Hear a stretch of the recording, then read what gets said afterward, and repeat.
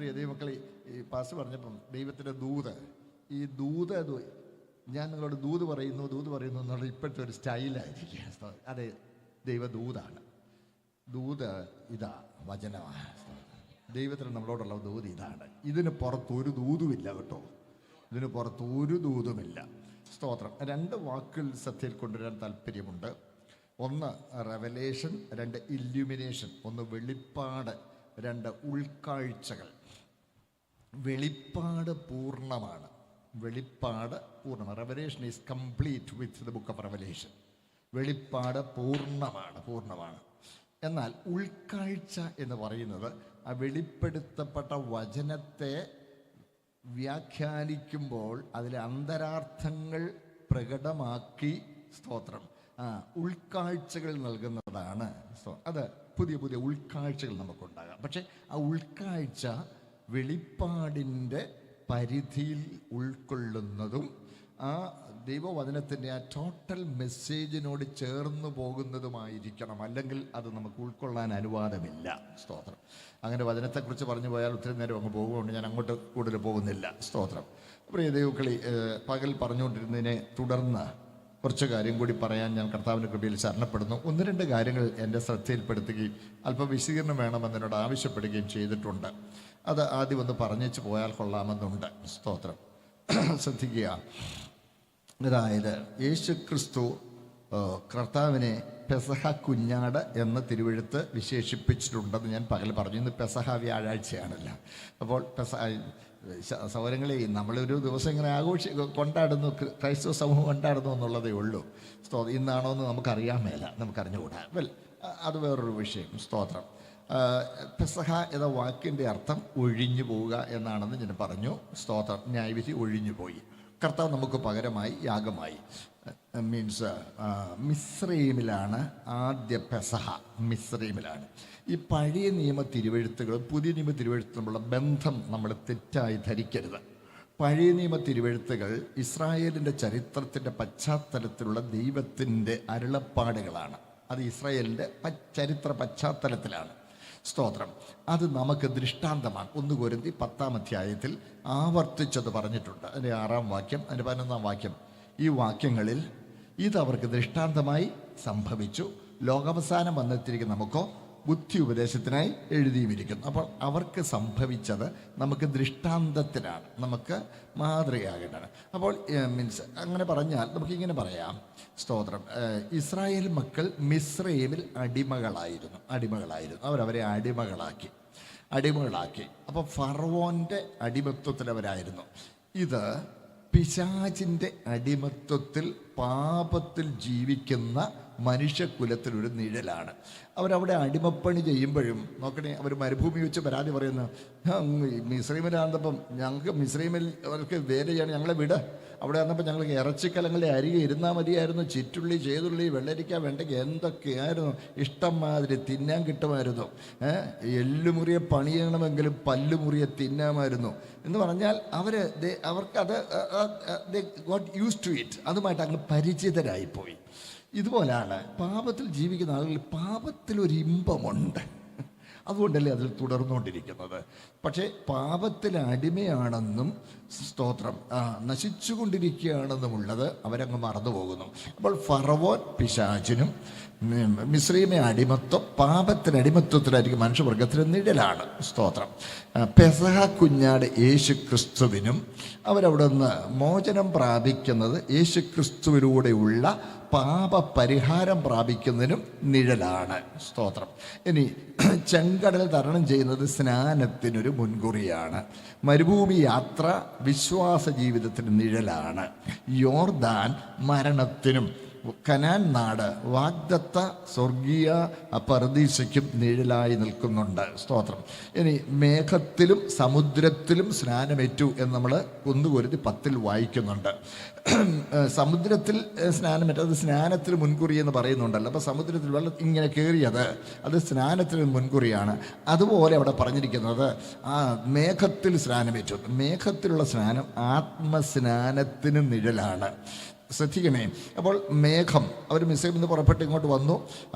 ബാൽസിഫോൺ എന്ന ആ ഭാഗത്ത്, ബാൽസിഫോൺ രണ്ട് വശത്തും വലിയ മലകളാണ്, തൂക്കായ മലകൾ, മുമ്പിൽ ചെങ്കടൽ, മിസ്രൈമെ സൈന്യം പുറകെ വരുന്നു. ഒരു രക്ഷയില്ല, ഇടത്തോട്ടും വലത്തോട്ടും ഓടാൻ കഴിയില്ല. അവർ പേടിച്ചു തന്നെയാണോ? നൂറ്റാണ്ടുകൾ അടിമപ്പണി ചെയ്തിരുന്നത് കൊണ്ട് ഒരു മാനസികമായ ഒരു വിധേയത്വം ഇവർക്ക് മിസ്രൈമരോട് അങ്ങുണ്ടായിപ്പോയതാ. അവർ പേടിച്ചു ഭയന്നു. അപ്പോൾ ഇവരുടെ മുമ്പിൽ നടന്നിരുന്ന മേഘം പുറകിൽ വന്നു. മിസ്രൈമ സൈന്യത്തിനും ഇസ്രായേൽ സൈന്യത്തിനും മധ്യേ വന്നു. അവർക്ക് ഇരുട്ട്, ഇവർക്ക് വെളിച്ചം. സ്തോത്രം. നമുക്ക് ദൈവസാന്നിധ്യം ഇതാണ്.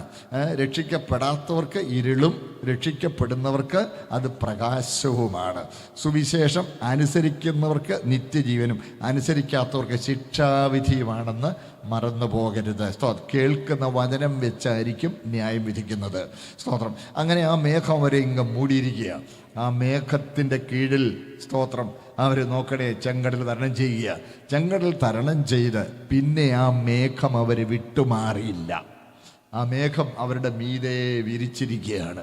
മരുഭൂമി മുഴുവൻ ആ മേഘത്തിൻ്റെ നിഴലിൽ, തണലിലാണ് അവർ യാത്ര ചെയ്തിരുന്നത്. സ്തോത്രം. ഇതുപോലെ ആത്മസ്നാനാനുഭവം, സ്തോത്രം, കൃപയിൽ നിലനിൽക്കുന്നിടത്തോളം കാലം നമ്മൾ ആ ആത്മസ്നാനാനുഭവത്തിൻ്റെ സന്തോഷത്തിൽ നിലനിൽക്കുവാൻ ദൈവം നമുക്ക് കൃപ നൽകുന്നു. സ്തോത്രം. അപ്പം ഇതൊരു നിഴലാണ്. ഇതുപോലെ അപ്പോൾ ഇത് ദൃഷ്ടാന്തമാണെന്ന് മറക്കരുത്.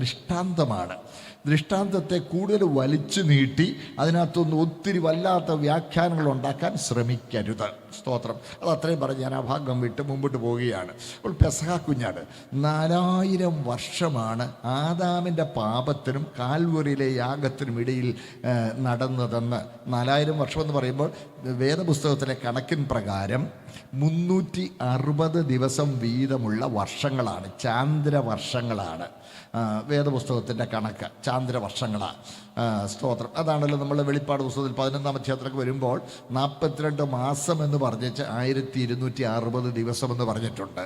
നോക്കണേ. അപ്പോൾ കൃത്യമായിട്ട് അത് 30 ദിവസം വീതമുള്ള 12 മാസങ്ങളാണ്. നമ്മൾ ഇത് പിന്തുടരുന്നത് ചാന്ദ്ര വർഷങ്ങളല്ല, സ്തോത്രം, സൂര്യവർഷങ്ങളാണ്. സോളാർ കാലണ്ടറാണ് നമ്മൾ ഇന്ന് പിന്തുടരുന്നത്. അപ്പോൾ 360 ദിവസങ്ങൾ വീതമുള്ള 4000 വർഷമാണ്. സ്തോത്രം. ഈ 4000 വർഷവും യേശു യാഗമാകുവാൻ ഒരുങ്ങി കാത്തു നിൽക്കുകയായിരുന്നു. അതാ ഞാൻ പകൽ പറഞ്ഞത്. സഹോദരങ്ങളെ, കർത്താവ് യാഗമാകാൻ ഒരുങ്ങി കാത്തു നിന്നതുകൊണ്ടാണ്, സ്തോത്രം, അവിടെ നടന്ന എല്ലാ യാഗങ്ങൾക്കും മൂല്യമുണ്ടായിരുന്നത്. സ്തോത്രം. ആ യാഗങ്ങൾക്കെല്ലാം മൂല്യമുണ്ട്. ഏതാ? പാപപരിഹാരത്തിന്, തൽക്കാലത്തേക്കെങ്കിലും മനസാക്ഷിയിൽ സമാധാനം വരുത്തി, സ്തോത്രം, ദൈവത്തോട് നിരപ്പ് പ്രാപിച്ച് ഇവർക്ക് പോകാൻ കഴിഞ്ഞിരുന്നത് ഈ യാഗത്തിനൊരു മൂല്യമുള്ളത് കൊണ്ടാണ്. എന്താ മൂല്യം? സ്തോത്രം, പെസഹ കുഞ്ഞാടിൻ്റെ നിഴലായതുകൊണ്ടാണ് അതിന് മൂല്യമുണ്ടായിരുന്നത്. നമ്മുടെ കയ്യിലിരിക്കുന്ന കറൻസി നോട്ട് വെറും കടലാസാണ്. ആ കടലാസിന് മൂല്യമുള്ളത് എന്തുകൊണ്ടാണ്? അത് മൂല്യമുള്ളത് റിസർവ് ബാങ്കിൻ്റെ സ്റ്റോക്കിലിരിക്കുന്ന സ്വർണമാണ് അതിൻ്റെ മൂല്യത്തിന് നിദാനമായിരിക്കുന്നത്. സ്തോത്രം. ഇതുപോലെ നോക്കണേ. സ്തോത്രം. അതുകൊണ്ടാണ് ഈ നാണയപ്പെരുപ്പം ഉണ്ടാകുമ്പോൾ ആ സ്റ്റോക്കിനേക്കാൾ, അതിൻ്റെ പ്രൊപ്പോർഷനേക്കാൾ അധികമായിട്ട് അച്ചടിച്ച് വിടുമ്പോഴാണ് മൂല്യം കുറഞ്ഞു പോകുന്നത്. ഇതുപോലെ നോക്കണേ, ആ കടലാസിന് മൂല്യമുള്ളത് ആ സ്വർണമായതുപോലെ ഈ യാഗമാകുന്ന ഓരോ ആടും ഓരോ കാളയും ഓരോ പ്രാവും യേശുക്രിസ്തുവിൻ്റെ യാഗത്തിന് നിഴലായിരുന്നത് കൊണ്ടാണ് അവയ്ക്ക് മൂല്യം ഉണ്ടായിരുന്നത്. സ്തോത്രം. നോക്കണേ, ഈ 4000 വർഷവും, സ്തോത്രം, ഇസ്രായേൽ ദൈവമക്കൾ ആദ്യത്തെ 2000 വർഷം നോഹയുടെ പ്രളയം വരെ മനസാക്ഷിയിലൂടെ ദൈവം മനുഷ്യനോട് ഇടപെട്ടുകൊണ്ടിരുന്നു. പക്ഷേ ആ മനസാക്ഷിയുടെ ആക്ഷേപത്തെ അവഗണിച്ച് ഒരു പാപത്തിൽ നിന്ന് പാപത്തിലേക്ക് പോവുകയായിരുന്നു. സ്തോത്രം. തന്നെയല്ല, അന്ന് പരിശുദ്ധാത്മാവ് ഇവരോട് വാദിച്ചും കൊണ്ടിരുന്നു. അതാണ് നമ്മൾ ഉൽപ്പത്തി പുസ്തകം 6-ാം അധ്യായത്തിൽ വായിക്കുമ്പോൾ, എൻ്റെ ആത്മാവ് സദാകാലവും വാദിച്ചു കൊണ്ടിരിക്കയില്ല. ആദ്യത്തെ ഈ 2000 കൊല്ലം നോഹയുടെ പ്രളയകാലം വരെ പരിശുദ്ധാത്മാവ് മനസാക്ഷിയിലൂടെ മനുഷ്യനോട് വാദിച്ചുകൊണ്ടേയിരുന്നു. ഇനി അത് ഞാൻ പിൻവലിക്കാൻ പോവുകയാണ്. ദൈവം അരുളി ചെയ്തിട്ട് പ്രളയമയച്ചു. എന്നിട്ട് അവരുടെ ആയുസ് മീൻസ് അവരുടെ കാലം 120 വർഷമാകുമെന്ന്. അതിനെ ചിലർ തെറ്റായി ധരിക്കാറുണ്ട്. ദൈവം മനുഷ്യൻ്റെ ആയുസ് 120 വർഷമായി അവിടെ നിയമിച്ചു എന്ന് തെറ്റായി ധരിക്കാറുണ്ട്. എന്നാൽ അവരുടെ കാലം 120 വർഷമാകുമെന്ന് പറഞ്ഞാൽ ദൈവം ആ അരുളി ചെയ്തതിന് ശേഷം പ്രളയം വരെ 120 വർഷമാണെന്നാണ്. സ്തോത്രം. അവർക്ക് ഞാൻ 120 വർഷം കൂടെ കൊടുത്തിരിക്കുന്നു എന്നാണ്. I give dum 120 more years. സ്തോത്രം എന്നാണ് അതിൻ്റെ അർത്ഥം. അപ്പോൾ 120 വർഷമാണ് നോഹ പ്രസംഗിച്ചതെന്നാണ്. സ്തോത്രം. 120 വർഷം പ്രസംഗിച്ചു. സ്തോത്രം. നോക്കണേ, ഒടുവിൽ കൃത്യസമയമായപ്പോൾ പെട്ടകം പണിതു, എല്ലാം ശരിയായി. നോഹ, നീതിപ്രസംഗിയായ നോഹ, സ്തോത്രം, പ്രസംഗിച്ചുകൊണ്ട് നടന്നു. ആരും അത് കാര്യം അതുവരെ മഴയില്ല. അതല്ലേ എബ്രായർ 11 അതുവരെ കാണാത്തവയെക്കുറിച്ച് അരുളപ്പാടും. അതുവരെ മഴയില്ല. സ്തോത്രം. ഈ മഴയെന്ന് പറയുന്നത് നോഹയുടെ പ്രളയത്തിന് ശേഷമുണ്ടായതാണ് മഴ. സ്തോത്രം. ഒരു ഇച്ചിരി ജിയോളജി ശ്രദ്ധിച്ച്. സ്തോത്രം. 24-ാം സങ്കീർത്തനം ഇങ്ങനെ പറയുന്നു: ഭൂമിയും അതിൻ്റെ പൂർണ്ണതയും ഭൂമിയിലും അതിൻ്റെ നിവാസികളും യഹോവയ്ക്കുള്ളത്. സമുദ്രങ്ങളുടെ മേൽ അവൻ അതിനെ സ്ഥാപിച്ചു, നദികളുടെ മേൽ അവനതിനെ ഉറപ്പിച്ചു. എന്ന് പറഞ്ഞാൽ ഈ ഭൂമിയുടെ ഉള്ളിൽ വലിയ ജലശേഖരങ്ങൾ, സമുദ്രങ്ങൾ എന്ന് വിളിക്കുന്ന ജലശേഖരങ്ങളും ആ ജലശേഖരങ്ങളെ പരസ്പരം ബന്ധിപ്പിക്കുന്ന വലിയ നദികളുമായിട്ടാണ് ദൈവം ഈ ഭൂമിയെ ക്രമീകരിച്ചത്. എന്നിട്ട് ഈ നദികളിൽ നിന്ന് ചെറിയ തോടുകൾ ഭൂമിയുടെ ഉപരിതലങ്ങളിലേക്ക് ഒഴുകും. ഇങ്ങനെ ഒഴുകി വന്നിട്ട് ചെറിയ ചെറിയ അരുവികളായി ഉപരിതലങ്ങളിലേക്ക് വന്ന് മഞ്ഞുപോലെ ഈർപ്പം പൊങ്ങി ഭൂമി നന്നായി ഈർപ്പമുള്ളതാക്കി നനച്ചു വെച്ചിരുന്നു. സ്തോത്രം. ഇപ്പോൾ അത് കണ്ടുപിടിച്ചിട്ടുണ്ട്. അങ്ങനെ ഒരു ആമസോൺ നദിയുടെ കീഴേ, സ്തോത്രം, വലിയൊരു നദിയുണ്ടെന്ന ഹംസ എന്നാണ് ആ നദിക്ക് പേരിട്ടിരിക്കുന്നത്. കാര്യം ഹംസ എന്ന് പറയുന്ന ഒരു ജിയോളജിസ്റ്റാണ് അത് കണ്ടുപിടിച്ചത്. അതുകൊണ്ടാണ് അങ്ങേരുടെ പേരതിന് ഇട്ടിരിക്കുന്നു. സ്തോത്രം. പ്രിയപ്പെട്ട, തന്നെയല്ല, നമ്മൾ കിണർ കുഴിച്ചു ചെല്ലുമ്പോൾ നമുക്ക് ഉറവ കിട്ടുന്നു. എന്തുകൊണ്ടാണ്? അതിലൊരു നീരൊഴുക്കുള്ളത് കൊണ്ടാണ്. ഈ ഭൂമിയുടെ അടിയിൽ നീരൊഴുക്കുകൾ ഉണ്ട്. ആദ്യം നോഹയുടെ പ്രളയത്തിന് മുമ്പ് അത് വളരെ നന്നായി ലെബറിന്തൈൻ ഓഫ് വാട്ടർ ഫ്ലോ എല്ലാം നല്ലതായിട്ട്. നമുക്ക് ശരീരത്തിൽ അതിൻ്റെ ഒരു നിഴൽ കാണാം. ശരീരത്തിൽ നമുക്കറിയാം നരമ്പുകളിലൂടെ ചോര ഒഴുകുന്നു. ചെറിയ ചെറിയ നരമ്പുകൾ ഉപരിതലത്തിലേക്ക് വരുന്നു. ഈ രോമകൂപങ്ങളിലൂടെ വേർപ്പ് പൊടിച്ച് ശരീരം ഈർപ്പമുള്ളതാക്കുന്നു. ഇതുപോലെ തന്നെയായിരുന്നു ഭൂമി. മഴയുടെ ആവശ്യമില്ല. സ്തോത്രം. എന്നാൽ നോഹയുടെ പ്രളയകാലത്ത് എന്ത് പറ്റിയെന്നറിയാമോ? ഈ നദികളുടെ ലെവലിൽ ഭൂമി പൊട്ടിപ്പിളർന്നു. ആഴത്തിൻ്റെ ഉറവുകൾ തുറന്നു. ആകാശത്തിന് കിളിവാതിലും തുറന്നു.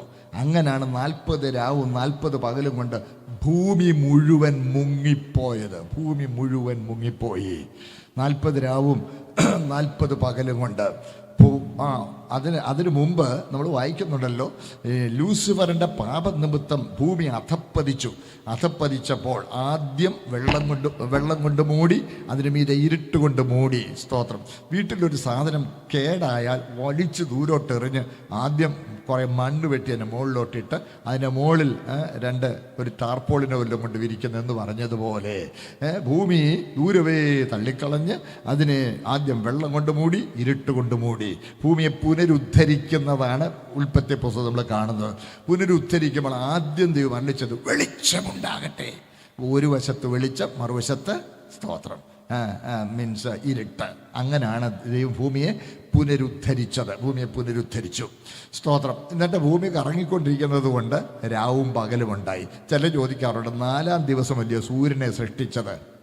4-ാം ദിവസം അല്ലേ സൂര്യൻ? ആ 4 ദിവസം എങ്ങനെ ഉണ്ടായി? ഇരുളും വെളിച്ചവും ഉണ്ടായല്ലോ. 4 ദിവസം എങ്ങനെ ഉണ്ടായി? 4 ദിവസം എങ്ങനെ ഉണ്ടായെന്ന് ചോദിച്ചാൽ, സ്തോത്രം, വെളിച്ചം ഇവിടെ നിൽക്കുന്നു, അവിടെ ഇരുള. ഭൂമി കറങ്ങുമ്പം രാവും പകലും, സന്ധ്യയായി ഉഷസ്സുമായി 1-ാം ദിവസം, 2-ാം ദിവസം, 3-ാം ദിവസം, 4-ാം ദിവസം ഈ വെളിച്ചത്തെ വാഴാൻ സൂര്യനെ ഘടിപ്പിച്ചു, സൃഷ്ടിച്ച് ക്രമീകരിച്ചു. എന്നിട്ട് സൗരയൂഥം ക്രമീകരിച്ച് സൗരയൂഥത്തിൻ്റെ ഒരു ഭാഗമായി ഭൂമിയെ ക്രമീകരിച്ച് സ്തോത്രം സോളാർ സിസ്റ്റം സംഘടിപ്പിച്ച് ദൈവം നിയമിച്ചു വെച്ചിരിക്കുകയാണ്. സ്തോത്രം. കൂടുതൽ ഈ ബാക്കി ഗ്രഹങ്ങളെല്ലാം ദൈവം ക്രമീകരിച്ചിരിക്കുന്നത് എന്തുകൊണ്ടാണെന്നറിയാമോ? കോസ്മിക് റേസും മറ്റുമുണ്ട്. ഈ കോസ്മിക് റേസൊക്കെ മനുഷ്യജീവിതത്തിന് ദോഷകരമായി ഭൂമിയിൽ പതിക്കാതിരിക്കാൻ വേണ്ടിയാണ് ഇതെല്ലാം ദൈവം ക്രമീകരിച്ചിരിക്കുന്നത്. സ്തോത്രം. വേദപുസ്തകം ഇതെല്ലാം വ്യക്തമാക്കുന്നുണ്ട്. ഇവിടെ അപ്പോൾ ഒരു കരയും ഒരു സമുദ്രവുമായിട്ടാണ് പുനരുദ്ധരിച്ചത്. ആ ഒരു കരയ്ക്ക് പറയുന്ന പേരാണ്, ജിയോളജി പഠിച്ചവരുണ്ടെങ്കിൽ അറിയാം, ഗോണ്ടാവനാലാൻഡ് പാൻജിയ. ഒരു സമുദ്രവും ഒരു കരയുമായിരുന്നു. പഠിച്ചിട്ടുണ്ടല്ലോ. സ്തോത്രം. ആ ഒരു കര എന്തു പറ്റി? നോഹയുടെ പ്രളയകാലത്ത് പൊട്ടിപ്പിളർന്ന് 5 വൻകരകളും ഒത്തിരി ദ്വീപുകളും ഒക്കെ ആയിട്ട് ചെതറിപ്പോയി. നിങ്ങൾക്കൊരു പരീക്ഷണം ചെയ്ത് കണ്ടുപിടിക്കാനേ ഉള്ളൂ. ഒരു ഭൂപടം മേടിച്ച് മേശപ്പുറത്തോട്ട്, ടേബിൾ ക്ലോത്ത് അങ്ങോട്ട് എടുത്ത് കളിച്ച് മേശപ്പുറത്തോട്ട് ഇട്ടിട്ട് ഭൂഖണ്ഡങ്ങൾ മാത്രം അങ്ങോട്ട് കട്ട് ചെയ്യണം. ദ്വീപുകളും എല്ലാം കൂടെ കട്ട് ചെയ്തിട്ട് ബാക്കി ഭാഗം, സമുദ്രത്തിൻ്റെ ഭാഗം കൊണ്ട് എടുത്ത് മാറ്റി വെച്ച്, അപ്പോൾ നിങ്ങളുടെ മേശപ്പുറത്തുണ്ട് ഭൂഖണ്ഡങ്ങൾ ഇരിക്കുന്നു. അടുത്തടുത്ത ഭൂഖണ്ഡങ്ങൾ ഒന്നിച്ച് ചേർത്തേ ഈ തെക്കേ അമേരിക്ക വടക്കേ അമേരിക്കയും കൂടി ഇങ്ങനെ കിഴക്കോട്ട് തള്ളിക്കൊണ്ട് വന്നാൽ ആ ബ്രിഡ്ജ് ഭാഗത്ത് മൊറോക്കോ, ആഫ്രിക്കയുടെ ആ മൊറോക്കോ ഭാഗം വന്ന് ഇങ്ങനെ ചേരും. എന്നിട്ട് ഇത് രണ്ടും കൂടെ അങ്ങോട്ട് തള്ളി, ഈ ആഫ്രിക്ക ഉൾപ്പെടെ അങ്ങോട്ട് തള്ളിക്കൊണ്ട് വന്നാലുണ്ടല്ലോ നമ്മുടെ ഈ ഇന്ത്യയുടെ ഈ ഗുജറാത്തിൻ്റെ ഭാഗത്ത് വന്ന് ഇങ്ങനെ ചേരും. നോക്കണേ, ഇതാണ് ഭൂഖണ്ഡ ഇപ്പോഴും ചലിച്ച് മാറിക്കൊണ്ടിരിക്കുക കേട്ടോ. ഇപ്പോഴും ചെറുതായിട്ട് ചലിച്ച് മാറിക്കൊണ്ടിരിക്കുക. അതാ ഈ സുനാമി എന്നൊക്കെ പറയുന്നത്.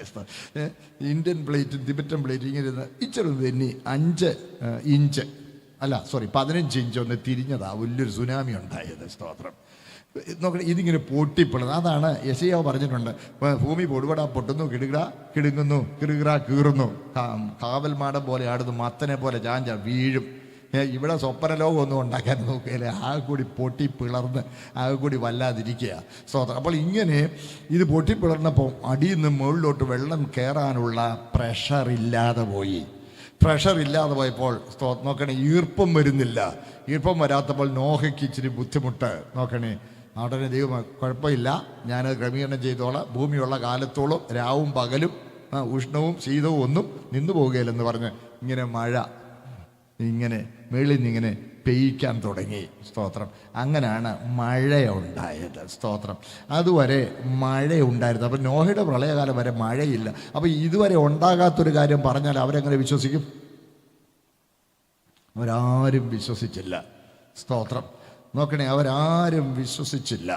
ദൈവം പ്രളയം അയച്ചു, ഇവരെയെല്ലാം മുക്കിക്കളഞ്ഞു. സ്തോത്രം. എന്നിട്ട് വിത്തിനെടുത്ത് വെച്ചേക്കുന്ന പോലെ നോഹയും അവൻ്റെ കുടുംബത്തെയും അവർ 8 പേരെ രക്ഷപ്പെടുത്തി. അതിനുശേഷം പിന്നെയും നോക്കണേ, സ്തോത്രം, ദൈവം മനുഷ്യരോട് ഇടപെട്ടുകൊണ്ടിരുന്നു. പിന്നെയും മനുഷ്യൻ പാപത്തിലായി. ഞാൻ ചോദിക്കട്ടെ, ഈ കോവിഡ് വന്നപ്പോൾ മനുഷ്യനൊക്കെ ഒരിച്ചിരി വെപ്രാളോ ഒരിച്ചിരി പേടിയൊക്കെ ഉണ്ടായി, ഒരിച്ചിരി ദൈവഭയം ഉണ്ടായി. അത് കഴിഞ്ഞപ്പോൾ ഇപ്പോഴോ ഇച്ചിരി കൂടെ കൂടുതലാണ് അഹങ്കാരം. എന്തോരാ ഇതുപോലെ ശ്രദ്ധിക്കണേ, ഒക്കെ ദൈവത്തിൻ്റെ ഇടപെടലാണ്, മറക്കരുത്. ഇതുപോലെ പ്രളയമൊക്കെ കഴിഞ്ഞപ്പോൾ ഇവന്മാർ പിന്നെയും പഴയ വഴിയായി കഴിഞ്ഞപ്പോൾ അവസാനം ദൈവം, ശ്രദ്ധിക്കണേ, സ്തോത്രം, ദൈവത്തിന് ഇതെല്ലാം മുന്നറിവാകട്ടോ. സ്തോത്രം. ദൈവം ഏത് മനുഷ്യനെയും പ്രകാശിപ്പിക്കുന്ന സത്യ വെളിച്ചം ലോകത്തിലേക്ക് വന്നുകൊണ്ടിരുന്നു. ദൈവം തന്നെക്കുറിച്ചുള്ള വെളിപ്പാടുകൾ മനുഷ്യന് കൊടുത്തുകൊണ്ടേയിരുന്നു. അതുകൊണ്ടാണ് ഇന്ത്യയിലെ ഈ മാമുനിമാരും ഇവരൊക്കെ ഇതിനെക്കുറിച്ച് ചിന്തിച്ച അവർക്കൊക്കെ പ്രകാശനം കൊടുത്തുകൊണ്ടിരുന്നു. പക്ഷേ അതെല്ലാം അവരവിടെ ഭാവനയുമായിട്ട് കൂട്ടിക്കലർത്തി വല്ലാതെ ആക്കിക്കളഞ്ഞു. സ്തോത്രം. അങ്ങനെ ഇരുന്നപ്പോൾ ദൈവത്തിൻ്റെ ആ വെളിപ്പാടുകൾക്ക് ക്രിയാത്മകമായി പ്രതികരിച്ചതാണ് അബ്രഹാം. സ്തോത്രം. അബ്രഹാം പ്രതികരിച്ചു. അബ്രഹാം തേജോമയനായ ദൈവം അബ്രഹാം ഞാൻ നിന്നെ കാണിപ്പാൻ പോകാൻ പറഞ്ഞു. എവിടെയാന്ന് പറഞ്ഞിട്ടില്ല, എന്നങ്ങ് ചെല്ലുമെന്ന് പറഞ്ഞിട്ടില്ല. ഏടും കെട്ടുമെടുത്തും പുറപ്പെട്ടു. നോക്കണേ, അങ്ങനെ ദൈവത്തെ വിശ്വസിച്ച് പുറപ്പെട്ടു. അബ്രഹാം പോവുക, തേരഹും കൂട്ടി, ഭാര്യ സാറായും കൂട്ടി, സഹോദരപുത്രനായ ലോത്തിനെയും കൂട്ടി എല്ലാം പോവുക. അബ്രഹാം എങ്ങോട്ടാ? ദൈവം എനിക്ക് പറ്റും. നല്ല കാര്യമാണല്ലോ. എന്നിട്ട് ദൈവം എന്നോട് പറഞ്ഞു, ഒരു സ്ഥലം കാണിക്കാമെന്ന്. അങ്ങോട്ട് പോവുക, പൊക്കോളാൻ പറഞ്ഞു. അങ്ങ് പോവുക. അത് എവിടാ? കിഴക്കാന്ന് പറഞ്ഞാൽ എനിക്കറിയാമല്ല. വെള്ളവും വല്ലതും കിട്ടുന്നിട. എൻ്റെ പൊന്നു സ്നേഹിതൻ, എനിക്കിതൊന്നും അറിയാമല്ല. അയ്യോ, ദുഷ്ടപ്പെടും കൂടെ വല്ലതും ഉള്ളടം വല്ലതും ആണോ? എൻ്റെ പൊന്നു സ്നേഹിതൻ, എനിക്കൊന്നും. പിന്നെ നിനക്ക് എന്നെ അറിയാം, എന്നെ വിളിച്ചവനെ എനിക്കറിയാം. ഞാൻ അവനെ വിശ്വസിക്കുന്നു, ഞാൻ അവനെ വിശ്വസിക്കുന്നു. സ്തോത്രം. അതാണ് അബ്രഹാമിൻ്റെ വിശ്വാസം. പുറപ്പെട്ടു. അവൻ്റെ തലമുറയെ ദൈവം തിരഞ്ഞെടുത്തു. സ്തോത്രം. നമ്മൾ പുറപ്പാട് 20:6 നമ്മൾ വായിക്കുന്നു, എന്നെ സ്നേഹിച്ച് എൻ്റെ വചനം പ്രമാണിക്കുന്നവർക്ക് 1000 തലമുറ വരെ ദയ കാണിക്കും എന്ന് ദൈവം പ്രസ്താവിച്ചു. സ്തോത്രം. 1000 ഒരു തലമുറ എന്ന് പറഞ്ഞാൽ മിനിമം കണക്ക് കൂട്ടുന്നത് 30 വർഷമാണ്. അപ്പോൾ നോക്കിയാൽ 30,000 വർഷം ദൈവം ആ തലമുറയോട് ദയ കാണിക്കും. ആ ദയയാണ് ഇന്ന് അവരെ നിർത്തിയിരിക്കുന്നത് എന്നുള്ളത് മറന്നു പോകരുത്. സ്തോത്രം. അത്ര നാളൊന്നും തുടരുകയൊന്നുമില്ല. സ്തോത്രം. നോക്കണേ, അങ്ങനെ ദൈവം അവരെ തെരഞ്ഞെടുത്ത് അവരെ സമർത്ഥരാക്കി. സ്തോത്രം. ഞാൻ പകൽ പറഞ്ഞല്ലോ, സമർത്ഥരാക്കി. അവർക്ക് പ്രമാണം കൊടുത്തു, അവരോട് ഇടപെട്ടുകൊണ്ടിരുന്നു. സ്തോത്രം. ഹല്ലേലൂയ. പക്ഷെ അവർക്കത് പാലിക്കാൻ കഴിയാഞ്ഞപ്പോൾ, സ്തോത്രം, അത് എന്തിനാണെന്നറിയാമോ പാലിക്കാൻ കഴിയാന്ന്? അത് തെളിയിച്ചു കൊടുക്കുക. മനുഷ്യനെ ക്രിസ്തുവിങ്കലേക്ക് നടത്താൻ ശിശുപാലകനാകേണ്ടതിനാണ് ന്യായപ്രമാണം കൊടുത്തത്. സ്തോത്രം. ഒരുവൻ യേശുക്രിസ്തുവിൽ വിശ്വസിക്കണമെങ്കിൽ എന്നെ കൊണ്ട് ഇത് കഴിയുകയില്ല. ദൈവനീതിയുടെ മുമ്പിൽ ഞാൻ നിസ്സഹായനാണ്, ഞാൻ ബലഹീനനാണെന്നുള്ള തിരിച്ചറിവുണ്ടാകണം. ആ തിരിച്ചറിവ് ഉണ്ടാകാനായിട്ടാണ് ന്യായപ്രമാണം കൊടുത്തത്. അതാണ് ന്യായപ്രമാണം. പാപം പെരുകേണ്ടതിന് ന്യായപ്രമാണം ഇടയിൽ ചേർന്ന് വന്നു. എന്താ പാപം പെരുകേണ്ടതിനെന്ന് പറഞ്ഞാൽ നമ്മുടെ പാപ അവസ്ഥ മാഗ്നിഫൈ ചെയ്ത് നമ്മെ കാണിക്കേണ്ടതിനെന്നാണ്. In order to make us get convinced of our sinfulness. സ്തോത്രം. പ്രിയപ്പെട്ട, ഈ പാപം എന്ന് പറയുമ്പോൾ കേൾക്കണേ, പാപം എന്ന് പറയുമ്പോൾ അത് പ്രവൃത്തിയിൽ ഒതുങ്ങുന്നതല്ല, അത് നമ്മളായിരിക്കുന്ന അവസ്ഥയാണ്. സ്തോത്രം. അവസ്ഥയാണ് പാപമെന്ന് പറയുന്നത്, പ്രവൃത്തിയിൽ ഒതുങ്ങുന്നതല്ല. ആ അവസ്ഥയുടെ പ്രകടീകരണമാണ് പാപപ്രവൃത്തികൾ. ഇതാ ഇവിടെ ഈ ഫാൻ കറങ്ങുന്നു. ഇപ്പം ഇത് കിടുകിടാന്നങ്ങോട്ട് ശബ്ദം കേൾപ്പിക്കാൻ തുടങ്ങിയെന്നിരിക്കട്ടെ. സ്തോത്രം. അപ്പം നമുക്ക് മനസ്സിലാവും അതിൻ്റെ ബെയറിങ് ഇളകി. സ്തോത്രം. അത് ബെയറിങ് ഇളകി.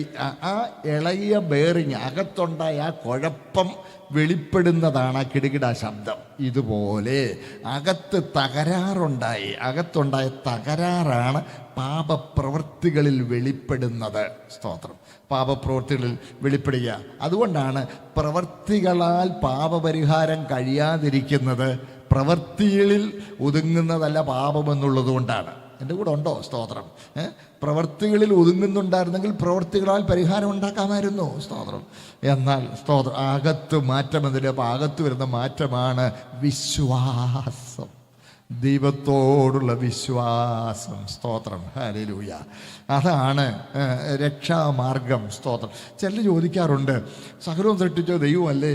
സ്തോത്രം. അതെ, ദൈവമാണ്. അപ്പം പാപവും സൃഷ്ടിച്ചത് ദൈവമല്ലേ എന്ന് ചോദിക്കാറുണ്ട്. സ്തോത്രം. സഹോദരങ്ങളെ, പാപമൊരു സൃഷ്ടിയല്ല. ഒരു സൃഷ്ടി എന്ന് പറഞ്ഞാൽ സ്വയമായ നിലനിൽപ്പുള്ള ഒരു വസ്തുവാണ് ഒരു സൃഷ്ടി. Something which has an independent entity, that is sin. സ്തോത്രം. നോക്കണേ, സ്വയമായ നിലനിൽപ്പുള്ള ഒരു സൃഷ്ടി, ഒരു വസ്തുവാണ് ഒരു സൃഷ്ടി.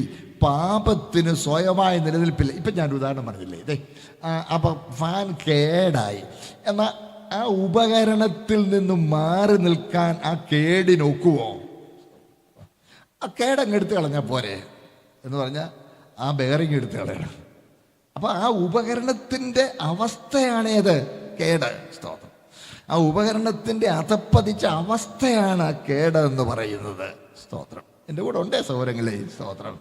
പ്രിയപ്പെട്ടവരെ, അതുപോലെയാ നമ്മൾ പാപികളാണെന്ന് പറഞ്ഞാൽ പാപം ചെയ്തിട്ടുണ്ടെന്ന് മാത്രമല്ല അതിൻ്റെ അർത്ഥം, നമ്മൾ അകത്ത് കുഴപ്പക്കാരാണെന്ന്, അകം മുഴുവൻ തകരാറിലാണെന്നാണ് അതിൻ്റെ അർത്ഥം.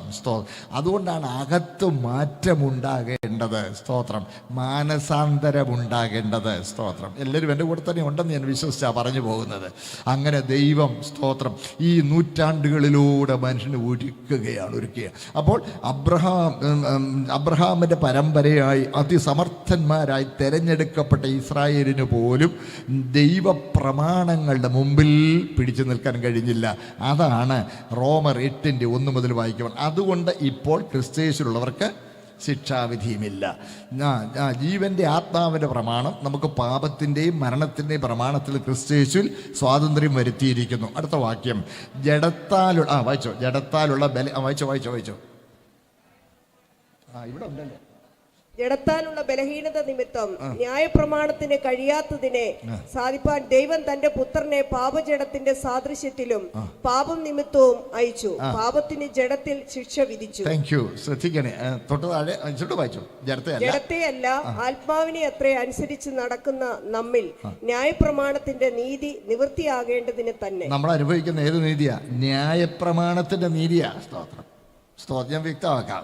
അപ്പോൾ നോക്കണേ, ജഡത്താലുള്ള ബലഹീനത നിമിത്തം ന്യായപ്രമാണത്തിന് കഴിയാഞ്ഞതിനെ സാധിപ്പാൻ. മനുഷ്യൻ ജഡത്തിൽ ബലഹീനനായതുകൊണ്ട്, ആന്തരികമായി ബലഹീനനായതുകൊണ്ട് ന്യായപ്രമാണം നിവർത്തിച്ച് പാപപരിഹാരം പ്രാപിക്കുവാൻ മനുഷ്യന് കഴിയാതെ വന്നപ്പോൾ ദൈവം തൻ്റെ പുത്രനെ. അപ്പോൾ ഈ 4000 വർഷം എന്ത് ചെയ്യുവാൻ? ആദ്യത്തെ 2000 വർഷം അവൻ്റെ പാപ അവസ്ഥ പരിശുദ്ധാത്മ ഇടപെട്ടിട്ടും അവനതിന് മോചനം പ്രാപിക്കാൻ കഴിഞ്ഞില്ല. അവനെ മുഴുവൻ മുക്കിക്കൊന്നു. അതിനുശേഷം അടുത്ത 2000 വർഷം ഇസ്രായേലിൻ്റെ ഇസ്രായേൽ ന്യായപ്രമാണം പാലിക്കാൻ നിയമിച്ചു കൊടുത്ത യുഗമായിരുന്നു. അന്നും യേശു ക്രിസ്തുവിലുള്ള വിശ്വാസത്തിനു വേണ്ടി മനുഷ്യകുലത്തെ ഒരുക്കിക്കൊണ്ടിരിക്കുകയായിരുന്നു. ഹല്ലേലൂയ. എല്ലാവരും എൻ്റെ കൂടെ തന്നെ ഉണ്ടല്ലോ. അതാണ് ഈ 4000 വർഷം. ഇതെല്ലാം ദൈവത്തിൻ്റെ പ്ലാനാണ്, അനാദി നിർണയത്തിൻ്റെ നിവൃത്തിയാണ്. അങ്ങനെ യേശു ക്രിസ്തു കാലസമ്പൂർണതയിൽ ലോകത്തിൽ വന്നു. ഹല്ലേലൂയ. കാലസമ്പൂർണതയിൽ ന്യായപ്രമാണ യുഗത്തിലൂടെ. അതാണ് ഗലാത്യർ 4:4. എന്നാൽ കാലസമ്പൂർണത വന്നപ്പോൾ ദൈവം തൻ്റെ പുത്രനെ സ്ത്രീയിൽ നിന്ന് ജനിച്ചവനായി ന്യായപ്രമാണത്തിന് കീഴേ ജനിച്ചവനായി നിയോഗിച്ചയച്ചത്. ന്യായപ്രമാണത്തിന് കീഴിലുള്ളവരെ വിലയ്ക്ക് വാങ്ങിയിട്ട് നാം പുത്രത്വം പ്രാപിക്കേണ്ടതിന് തന്നെ. ഹല്ലേലൂയ. യേശുക്രിസ്തു ഇവിടെ വന്നത് ന്യായപ്രമാണം നിവർത്തിച്ച് ദൈവനീതി പൂർത്തീകരിച്ച് സൗജന്യമായുള്ള രക്ഷാമാർഗം മനുഷ്യവർഗത്തിന് ഒരുക്കേണ്ടതിനാണ് യേശു ഇവിടെ വന്നത്. ഹല്ലേലൂയ. ഈ യേശു വന്നപ്പോൾ നമ്മൾ യേശു എന്നൊക്കെ പറയുമ്പോൾ ശരിക്കും ഒറിജിനൽ കർത്താവിൻ്റെ പേര് യഹോശുവ എന്നാണ്. യഹോശുവ എന്ന നമ്മളത് പിന്നെ അത് വന്ന് ജഷുവായി, യോശുവായി, പിന്നെ നമ്മൾ യേശുവായി, ഇംഗ്ലീഷ് അത് ജീസസായി. ഇങ്ങനെ ഓരോ ഭാഷയുടെ പ്രത്യേകത അനുസരിച്ച് ഉച്ചാരണക്ഷമമായ ഓരോ രൂപങ്ങൾ കൈക്കൊണ്ടു എന്നേ ഉള്ളൂ. ഒറിജിനൽ ഫോം, ഒറിജിനൽ വാക്ക് യഹോശുവ എന്ന. യഹോശുവ എന്ന പേരിൻ്റെ അർത്ഥം യഹോവ രക്ഷയാകുന്നു, അല്ലെങ്കിൽ രക്ഷകനായ യഹോവ എന്ന. യഹോവ രക്ഷകൻ. രക്ഷകനായ യഹോവ. അപ്പോൾ പഴയ നിയമത്തിലെ യഹോവ തന്നെയാണ് പുതിയ നിയമത്തിൽ യഹോശുവായി, രക്ഷകനായി ഇവിടെ വന്നത്. നമ്മളത് മറക്കരുത്. അങ്ങനെ ത്രിയേക ദൈവത്തിലെ ഒരാളത്വമായിരുന്നവൻ. ഇവിടെ സൗരങ്ങളെ ഈ ത്രിയേകത്വവും പിന്നെ യേശുക്രിസ്തു ക്രൂശിൽ വെച്ചുള്ള ഒരു പ്രാർത്ഥനയുമൊക്കെ അതിനോട് ചോദിച്ചിട്ടുണ്ട്. ഞാൻ പറയാം. ഇതൊക്കെ പ്രിയപ്പെട്ടവരെ ശ്രദ്ധിക്കണേ. ഇതൊക്കെ എടുത്ത് നമ്മൾ ബഹുദൈവ വിശ്വാസികളാണെന്ന് പറഞ്ഞ് പരിഹസിക്കുന്ന, പേര് പറയുന്നതുകൊണ്ട് ബുദ്ധിമുട്ടൊന്നും ഉണ്ടാകണ്ട, മുസ്ലിം സമൂഹം. നമ്മുടെ സഹോദരങ്ങളാണ്. പക്ഷേ അവർ നമ്മുടെ കുഞ്ഞുങ്ങളെ ഒത്തിരി ബുദ്ധിമുട്ടിക്കുന്നുണ്ട്. ഈ അടുത്ത സമയത്ത് പല കുഞ്ഞുങ്ങൾ അതിനെക്കുറിച്ചൊക്കെ വളരെ ഉത്തരം കൊടുക്കാൻ കഴിയാതെ വിഷമിച്ച് വരികയും ഞങ്ങൾ അവർക്ക് ഉത്തരം പറഞ്ഞു കൊടുക്കുകയൊക്കെ ചെയ്ത് ഓർക്കുന്നുണ്ട്. ശ്രദ്ധിക്കണേ, നിങ്ങളോട് എല്ലാവരും വന്ന് ചോദിച്ചാൽ നിങ്ങൾ ഒന്നാം തരമായിട്ട് മറുപടി കൊടുക്കണം. ത്രിയേക ദൈവമാണ് സത്യദൈവം. ത്രിയേക ദൈവമാണ് സത്യദൈവം. എന്താ ഈ മറ്റുള്ളവർക്ക് ഈ ത്രിയേകത്വം എന്നൊക്കെ പറഞ്ഞാൽ അയ്യോ അതങ്ങാണ്ട് വലിയ തിയോളജിയൻസിൻ്റെ വലിയ തീസിസ് ഉണ്ടാക്കണ്ട. അങ്ങനെയൊന്നുമല്ലേ. എല്ലാവർക്കും മനസ്സിലാകത്തക്ക പോലെ ലളിതമായി ബോധ്യപ്പെടുത്താനും കഴിയും. മനസ്സ് വെച്ചാൽ മതി. ഞാൻ വേഗം മറ്റുള്ളവർക്കൊന്ന് പറഞ്ഞു കൊടുക്കാത്തക്ക പോലെ ചുരുക്കി ഒന്ന് പറഞ്ഞുതരാം. എൻ്റെ കൂടെ വരണേ. ത്രിയേക ദൈവത്തിൻ്റെ ഏറ്റവും നല്ല ഉദാഹരണമെന്ന് പറയുന്നത് മനുഷ്യൻ തന്നെയാണ്. മനുഷ്യനാണ് ഏറ്റവും നല്ല ഉദാഹരണം. കാര്യം ദൈവം തൻ്റെ സ്വരൂപത്തിലും തൻ്റെ സാദൃശ്യത്തിലും സൃഷ്ടിച്ചത് മനുഷ്യനെയാണ്. നമ്മളെല്ലാവരും ത്രിയേകന്മാരാ. നമ്മളിൽ 3 ഘടകങ്ങൾ ഒരുമിച്ചുണ്ട്. We are made up of 3 components എന്ന് വേണമെങ്കിൽ പറയാം. സ്തോത്രം. അറിയാമല്ലോ, 1 തെസ്സലോനി 5:23 സ്തോത്രം. സമാധാനത്തിൻ്റെ ദൈവം തന്നെ നിങ്ങളെ മുഴുവനും ശുദ്ധീകരിക്കുമാറാകട്ടെ, നിങ്ങളെ ആത്മാവും പ്രാണനും ദേഹവും. സ്തോത്രം. ഇനിയും എബ്രായർ 4:12 സ്തോത്രം. ദൈവത്തിൻ്റെ വചനം 20 വാളിനേക്കാൾ മൂർച്ചയേറിയതും പിന്നെ ആത്മാവിനെയും പ്രാണനെയും സന്ധിമജ്ജകളെയും. സ്തോത്രം. വേർപിടിവിക്കും വരെ തുളച്ചു ചെല്ലുന്നതും. സ്തോത്രം. നോക്കണേ, അപ്പോൾ ഈ 3 ഘടകങ്ങൾ ഉൾപ്പെട്ടവരാണ് നമ്മൾ ഓരോരുത്തരും. സ്തോത്രം. വേഗം ഒന്ന് വിശദീകരിച്ചാൽ, ശരീരം നമുക്ക് from the known to the unknown എന്നാണല്ലോ, അറിയാവുന്നതിൽ നിന്ന് അറിയാൻ മേലാത്തതിലേക്കല്ലേ പോകേണ്ടത്. അതുകൊണ്ട് ശരീരമാണ് നമുക്ക് നന്നായി അറിയാവുന്നത്. ബൈബിളിൽ നേരെ തിരിച്ചാൽ ആത്മാവിനെ ആദ്യം പറഞ്ഞേക്കുന്നത്. അങ്ങനെ അതിനാ പ്രാധാന്യം. പക്ഷെ നമുക്ക് അറിയാവുന്നത് ശരീരമായതുകൊണ്ട് അവിടെ കൊണ്ട് തുടങ്ങാം. ശരീരത്തിലൊരു നിർവചനം പറഞ്ഞാൽ മണ്ണിൽ നിന്ന് എടുത്തതും മണ്ണിനാൽ പോഷിപ്പിക്കപ്പെടുന്നതും മണ്ണിനെക്കുറിച്ച് നമ്മളെ ബോധപ്പെടുത്തുന്നതും മരിക്കുമ്പോൾ മണ്ണിലേക്ക് മടങ്ങുന്നതുമാണ് മണ്ണാങ്കട്ട ശരീരം. ഇത് മണ്ണാണ്. നമ്മൾ എന്നാ കഴിച്ചാലും മണ്ണിൻ്റെ അംശങ്ങളാണ് കഴിക്കുന്നത് മുഴുവൻ. Everything that we eat, it comes from the earth we walk on. സ്തോത്രം. അപ്പോൾ ഈ ശരീരം കൊണ്ട് ലോകത്തെ അറിയുന്നു. കണ്ണുകൊണ്ട് കാണുന്നു, മൂക്കൊണ്ട് മണക്കുന്നു, നാവുകൊണ്ട് രുചിക്കുന്നു, കാതുകൊണ്ട് കേൾക്കുന്നു, കൈകൊണ്ട് സ്പർശിക്കുന്നു. ഈ മണ്ണാങ്കട്ട ശരീരം കൊണ്ടാണ് ഈ മണ്ണിനെ അറിയുന്നത്, ലോകത്തെ അറിയുന്നത്. സ്തോത്രം. ഇനി ആത്മാവിനൊരു നിർവചനം പറഞ്ഞാൽ, ആത്മാവ് ദൈവത്തിൽ നിന്ന് വന്നതും ദൈവവചനത്താൽ പോഷിപ്പിക്കപ്പെടുന്നതും ദൈവവുമായി ബന്ധം പുലർത്തുവാൻ നമ്മളെ പ്രാപ്തന്മാരാക്കുന്നതും മരിക്കുമ്പോൾ ദൈവസന്നിധിയിൽ എത്തേണ്ടതുമാണ് നമ്മളിലെ ആത്മാവ്. ഹല്ലേലൂയ. ഇവിടെ തെറ്റായ ചില ധാരണകൾ ഉണ്ടാകാൻ സാധ്യതയുള്ളതുകൊണ്ട് അല്പം വിശദീകരണം ശ്രദ്ധിച്ചാണ്ട്. സ്തോത്രം.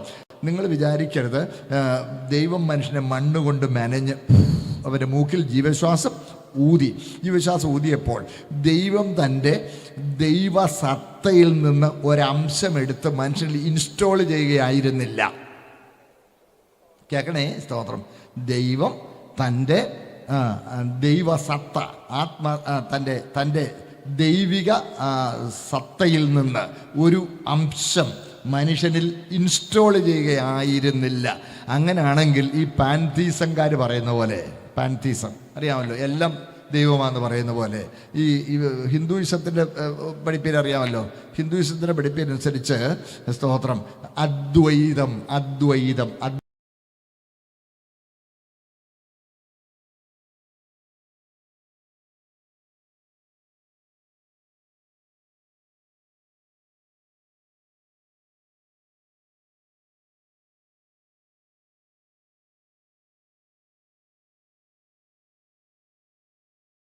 മനുഷ്യനിലെ ഒരു ആത്മിക മൂല്യമാണ് ദൈവം എന്നുള്ളതാണ് ഈ അദ്വൈതം എന്നുള്ളതിൻ്റെ ആശയം. സ്തോത്രം. അവർ പറയും, ബൈബിളിലെ ഇതനുസരിച്ചും ദൈവം തൻ്റെ ആത്മസത്തയുടെ ഒരു അംശം എടുത്ത് മനുഷ്യൻ ഇൻസ്റ്റോൾ ചെയ്യുകയായിരുന്നില്ല. ജീവശ്വാസത്തിൻ്റെ ഊത്തിനാൽ മനുഷ്യാത്മാവ് സൃഷ്ടിക്കപ്പെടുകയായിരുന്നു. സ്തോത്രം. മനുഷ്യാത്മാവിനെ ദൈവം സൃഷ്ടിക്കുകയായിരുന്നു. മീൻസ് സക്കറിയ പ്രവാചകന്റെ പുസ്തകം 12-ാം അധ്യായം 1-ാം വാക്യം ഒന്ന് വായിച്ചാട്ടെ. Zechariah chapter 12 verse 1. സക്കറിയ 12:1 പ്രവാചകം.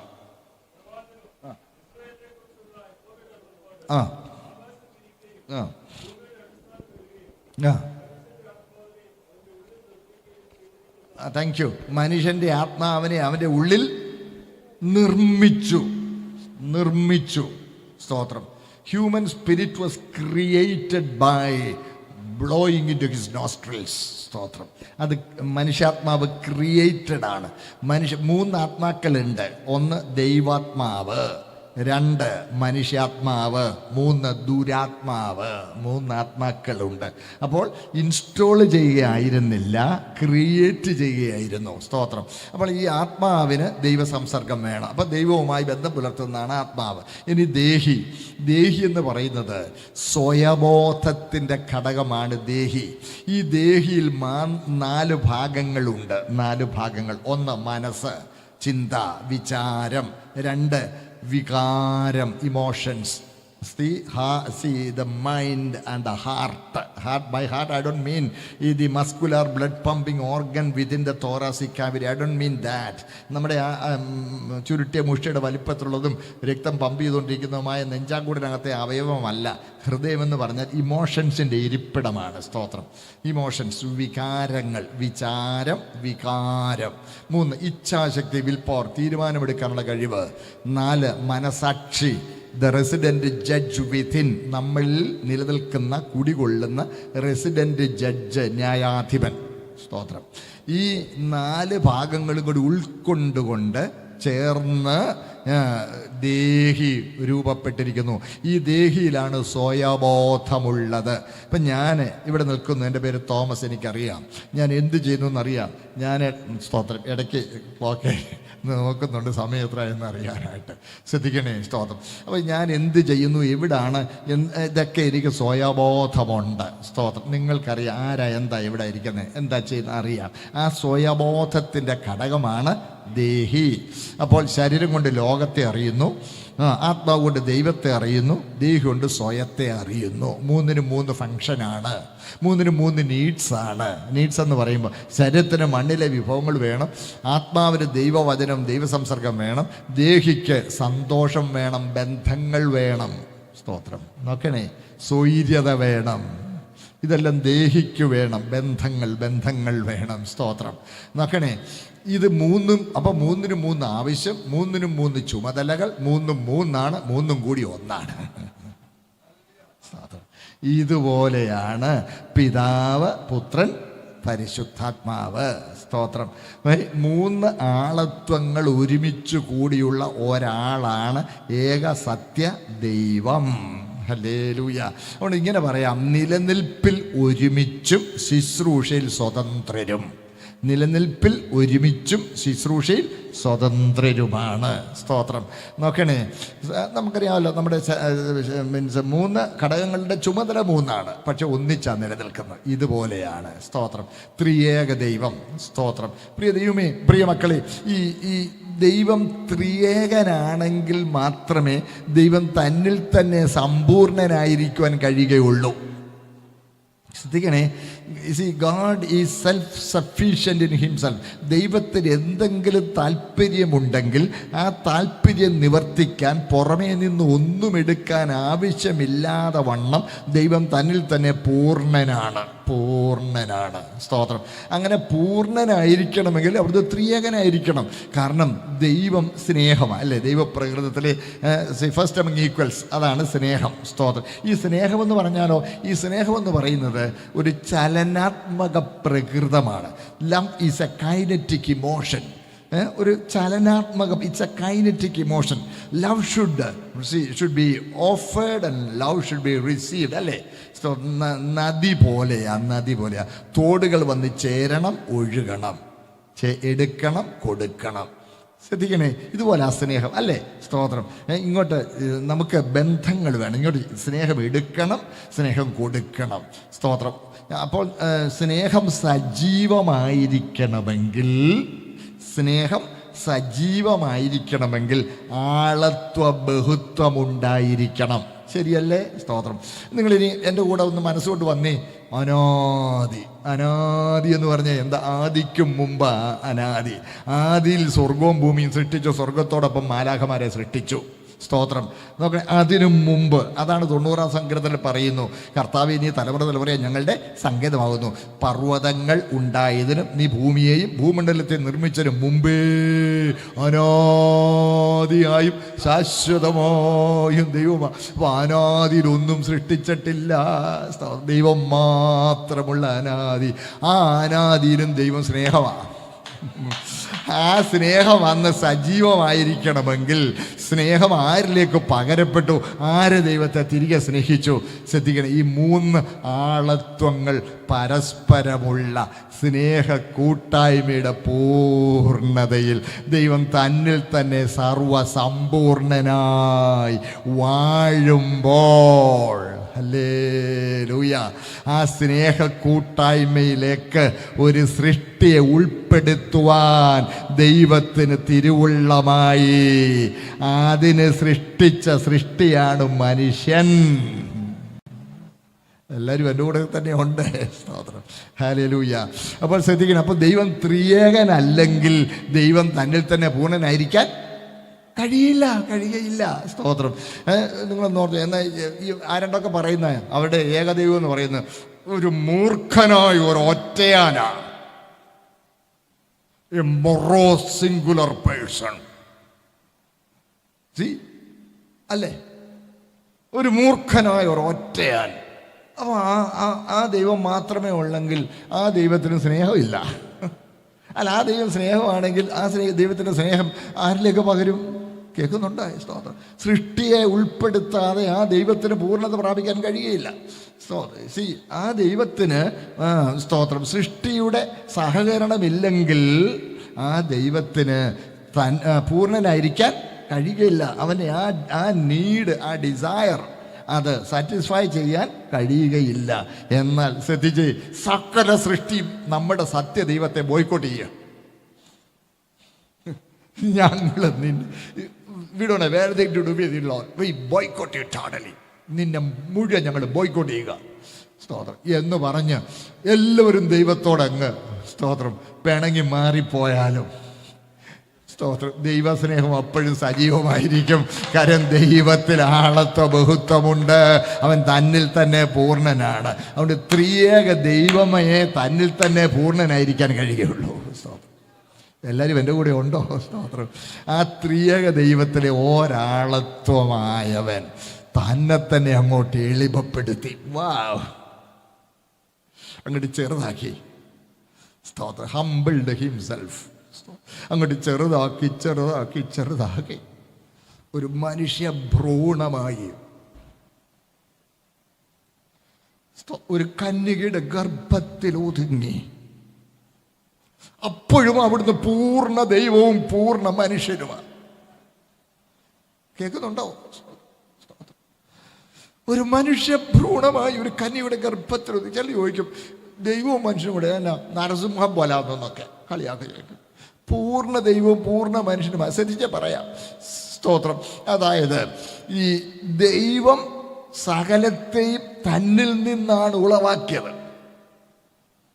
സ്തോത്രം. നമ്മൾ പലപ്പോഴും ഒന്നുമില്ലായ്മയിൽ ഒരു നല്ല പാട്ടാണ്, ഞാനും പാടാറുണ്ട്. ഈ തിയോളജിക്കലി ഒരു ചെറിയ കൃത്യതക്കുറവുണ്ട്. സ്തോത്രം. ഒന്നുമില്ലായ്മയിൽ നിന്ന് തന്നെ നിന്നുടെ ഒന്നുമില്ലായ്മയിൽ നിന്നല്ല സൃഷ്ടിച്ചത്, തന്നിൽ നിന്ന് തന്നെയാണ് സൃഷ്ടിച്ചത്. അങ്ങനല്ലേ ബൈബിൾ പറയുന്നത്. റോമാലേഖനം 11-ാം അധ്യായം അതിന് 33 വരെ വായിച്ച്. റോമർ 11 ഞാൻ പറയുന്നത് നിങ്ങളൊന്ന് കേട്ടേ. ഞാൻ വേദവസം പറയുന്നത് തന്നെയാണ് പറയുന്നത്.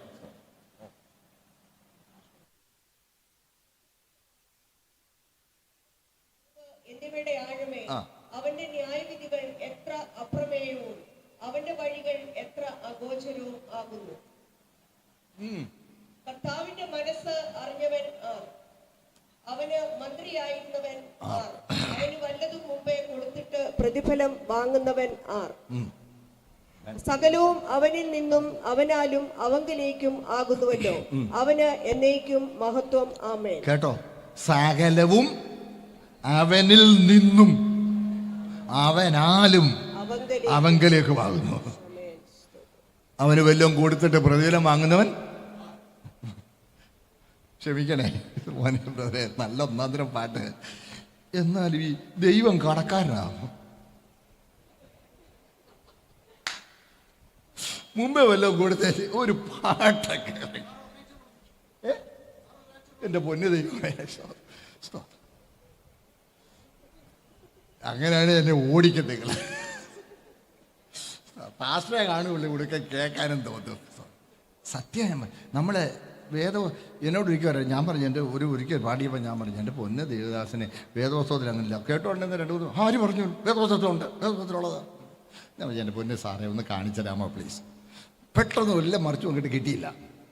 ഞാൻ കാണിച്ചു തരാം കേട്ടോ. അടുത്ത മീൻസ് പിന്നെ ഒരിടത്ത് കണ്ടപ്പോൾ ചോദിച്ചു, അല്ലെ ഞാൻ നോക്കിക്കൊണ്ടിരിക്കുക, നേരം കിട്ടിയില്ല. ഒരു 6 മാസം കഴിഞ്ഞ അടുത്ത് കണ്ടപ്പോൾ എന്നെ ഒഴിഞ്ഞു പോകാൻ ഞാൻ അങ്ങോട്ട് ചെന്നു. അന്ന് ആ പറഞ്ഞ വാക്യം കണ്ടായിരുന്നോ? ഞാൻ പറഞ്ഞ അങ്ങനെ വേദോസ്തവത്തിലില്ല. ദൈവം ആർക്കും കടക്കാരനല്ലെന്ന് വേദോസ്തവത്തിലില്ല. അത് ദൈവത്തെ കുറയ്ക്കുന്നതാണ് എൻ്റെ ചിന്ത. അതുകൊണ്ടാണ് ഞാൻ പറഞ്ഞത് കേട്ടോ. Don't get offended. ആ ദൈവത്തെ കുറച്ച് കളയല്ലേ. നിങ്ങൾ നോക്കിയേ, അയ്യോ അവന് ആർക്കും ബാധ്യത അല്ലെന്നും കൂടെ നിങ്ങളത് പാടിയില്ല. സന്തോഷം. ദൈവം ആർക്കും ഒരു ആരുടെ ചുമ്മാ ഉണ്ടാക്കിയതാ. സ്തോത്രം. എൻ്റെ പൊതുസവനങ്ങളിൽ നമ്മൾ ദൈവത്തിൽ നിന്ന് വാങ്ങിക്കുന്നത് അങ്ങോട്ട് വല്ലതും കൊടുത്തതിൻ്റെ പ്രതിഫലമാണെന്നൊന്നും പറയല്ല കേട്ടോ. അപ്പൊ പിന്നെ വേദോസ്തവത്തിലില്ല, അമർത്തി കുലുക്കി പ്രതിഫലത്തിന്. സ്തോത്രം. അത് ദൈവത്തിൻ്റെ കരുണ. ദൈവം ആർക്കും കടക്കാരൻ അല്ല, കടപ്പെട്ടവനല്ല.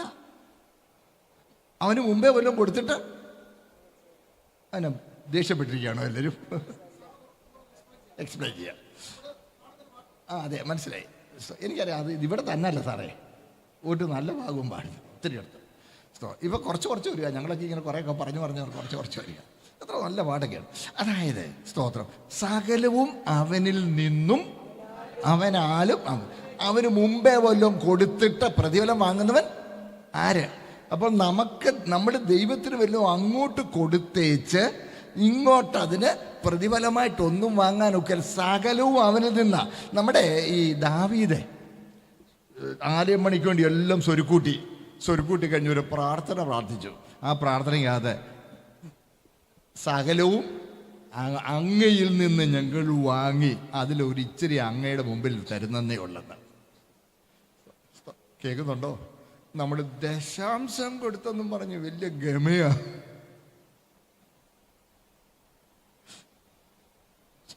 അത് പഴയ നിയമത്തിന്റെ ഉപദേശമാണ്. പുതിയ നിയമത്തിൽ നമ്മൾ ഒരു തീരുമാനമെടുക്കണം. യോഗ്യമായ ഒരു പങ്ക് ദൈവവേലയ്ക്ക് കൊടുക്കണം. അതിലും പഴയ നിയമത്തെക്കാൾ എങ്ങനെയാണ് നമ്മൾ കുറയുന്നത്? അതുകൊണ്ട് ഏറ്റവും കുറഞ്ഞത് ദശാംശം. അത്രയേ ഉള്ളൂ. സ്തോത്രം. എല്ലാവരും എൻ്റെ കൂടെ ഉണ്ടോ? സ്തോത്രം. അത് പിന്നെ 8-1, 7-1, 5-1 ഒക്കെ വലിയ കുഴപ്പമൊന്നും. പേടിയായോ? ഈ ഉപദേശി ആരാണ് വിളിച്ചോണ്ട് വന്നേ? അപ്പോൾ സകലവും അവനിൽ നിന്നാ. അപ്പം നമ്മൾ അവൻ കടക്കാരനാണെന്ന് പറഞ്ഞാൽ അത് ദൈവത്തിൻ്റെ വല്ലഭത്വത്തിന് അത്ര കണ്ട് യോഗ്യമല്ല. സ്തോത്രം. ശ്രദ്ധിക്കണേ. ഇപ്പം ഞാനിപ്പോൾ ഇവിടെ വന്നു, ഈ ഉപദേശി ആർക്കും കടക്കാരനൊന്നുമല്ല എന്ന് പറഞ്ഞാൽ അത് എന്നെ കുറയ്ക്കുന്ന പോലെയല്ലേ? എൻ്റെ കൂടെ ഉണ്ടോ? സ്തോത്രം. അതുകൊണ്ടാണ് നമ്മൾ കഴിവുണ്ടെങ്കിൽ അതങ്ങ് അല്ല, നിങ്ങൾക്ക് പാടണമെന്ന് നിർബന്ധമാണെങ്കിൽ പാടിക്കോ, ഞാൻ പറഞ്ഞതേ ഉള്ളൂ. സ്തോത്രം. ഈ സ്തോത്രം. വെൽ, പോട്ടെ, ഞാൻ അത്രയും പറഞ്ഞാൽ തൽക്കാലം അതങ്ങ് നിർത്തുക. കൂടുതൽ വേണമെങ്കിൽ പിന്നെ പറയാം. സ്തോത്രം. അപ്പോൾ സഹോദരങ്ങളെ, അപ്പം സകലവും അവൻ അവിടെ നിന്നല്ലേ പോയത്. ശ്രദ്ധിച്ചേ പറയാം. സ്തോത്രം. അപ്പം മനുഷ്യൻ എവിടുന്നാണ് സൃഷ്ടിക്കപ്പെട്ടത്? ദൈവത്തിൽ നിന്ന്. മനുഷ്യനെ ആരാ സൃഷ്ടിച്ചത്? ദൈവം. എവിടുന്ന്? തന്നിൽ നിന്ന് തന്നെ. തന്നിൽ നിന്ന് ദൈവം ഉണ്ടാകട്ടെ എന്ന് കൽപ്പിച്ചപ്പോൾ ഈ സകലം ഉളവായി വന്നു. അവനിൽ നിന്ന് ബഹിർഗമിച്ച ആജ്ഞയുടെ ഊർജമാണ് ഈ പ്രപഞ്ചമുളവായത്. അതാണ് വചനത്താൽ ഉളവാക്കി. വചനത്തിന് ദൈവത്തോളം ശക്തിയുണ്ട്. സ്തോത്രം. അപ്പോൾ അവനിൽ നിന്നാണ് സകല ഉളവായത്. മനുഷ്യൻ അവനിൽ നിന്നാണ് ഉളവായത്. അവനിൽ നിന്ന് ഉളവായി. അതുകൊണ്ടാണ് സ്തോത്രം തൻ്റെ സ്വരൂപത്തിലും സാദൃശ്യത്തിലും സൃഷ്ടിച്ചപ്പോൾ 4 ഗുണങ്ങൾ തന്നതായി എടുത്തു പറഞ്ഞിട്ടുണ്ട്. നീതി, വിശുദ്ധി, തേജസ്, പരിജ്ഞാനം. നീതി, വിശുദ്ധി, തേജസ്, പരിജ്ഞാനം. സ്തോത്രം. 4 വിശദീകരിക്കാൻ നേരമില്ല. സ്തോത്രം.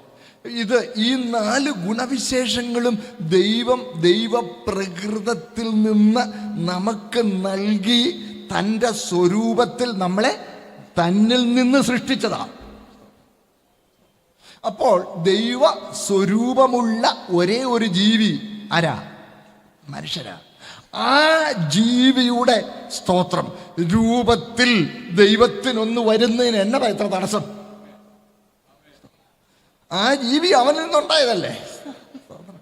സ്തോത്രം. അപ്പോൾ അവിടുന്ന് തന്നെ അങ്ങോട്ട് ചെറുതാക്കി എളിമപ്പെടുത്തി. അതാണ് ഫിലിപ്പിലേഖനം 2-ാം അധ്യായത്തിൽ തന്നെത്താൻ താഴ്ത്തി എളിമപ്പെടുത്തി ഒരു മനുഷ്യഭ്രൂണമായി. ഇതിപ്പം മനസ്സിലാക്കാൻ എളുപ്പമാണ് കേട്ടോ. സ്തോത്രം. ഞാൻ ഉദാഹരണമൊക്കെ പറഞ്ഞ് മനസ്സിലാക്കി തരാം. ശ്രദ്ധിക്കണേ പ്ലീസ്. സ്തോത്രം.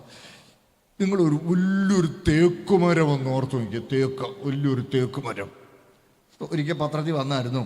പിന്നെ ഈ 500 കൊല്ലം പഴക്കമുള്ളൊരു തേക്ക് ഇവിടെ കാട്ടിൽ നിന്ന് കണ്ട് വെട്ടിക്കൊണ്ടുവന്ന് അവിടെ പാറമ്പഴിയുള്ള തടി ഡിപ്പോയിൽ വെച്ചിരിക്കുന്നു.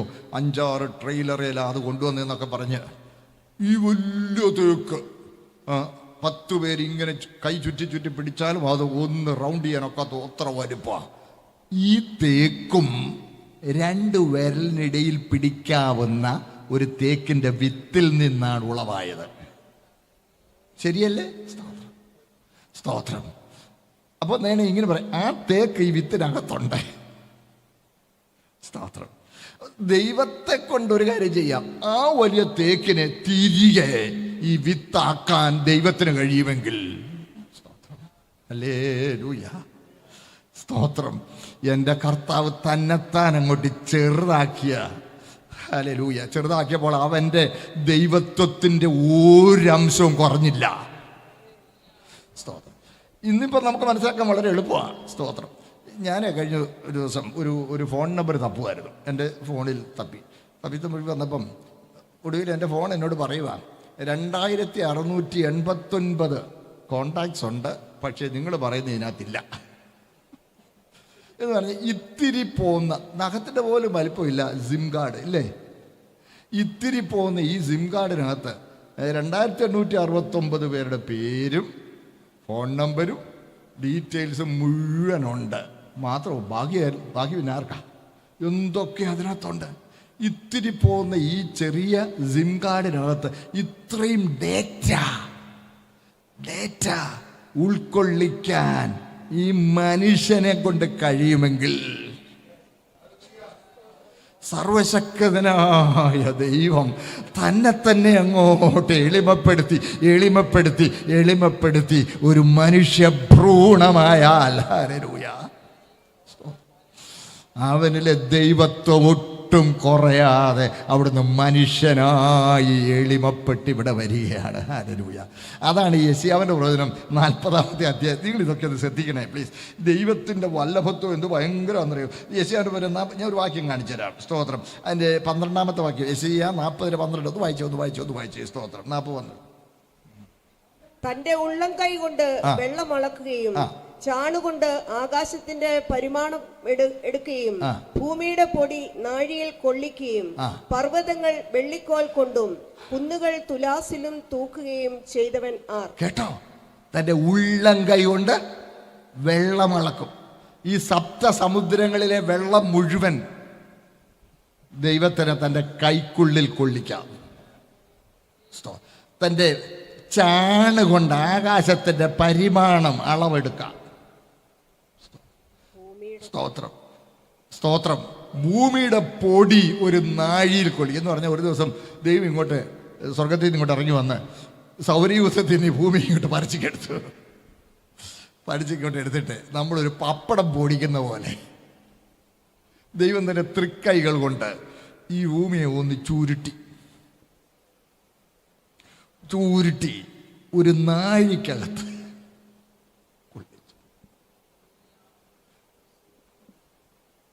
അതല്ലേ വായിച്ചത്? ഈ ഭൂമിയെ ചുരുട്ടി ഒരു നാഴിക്കകത്ത് കൊള്ളിക്കാൻ കഴിയുന്ന ദൈവം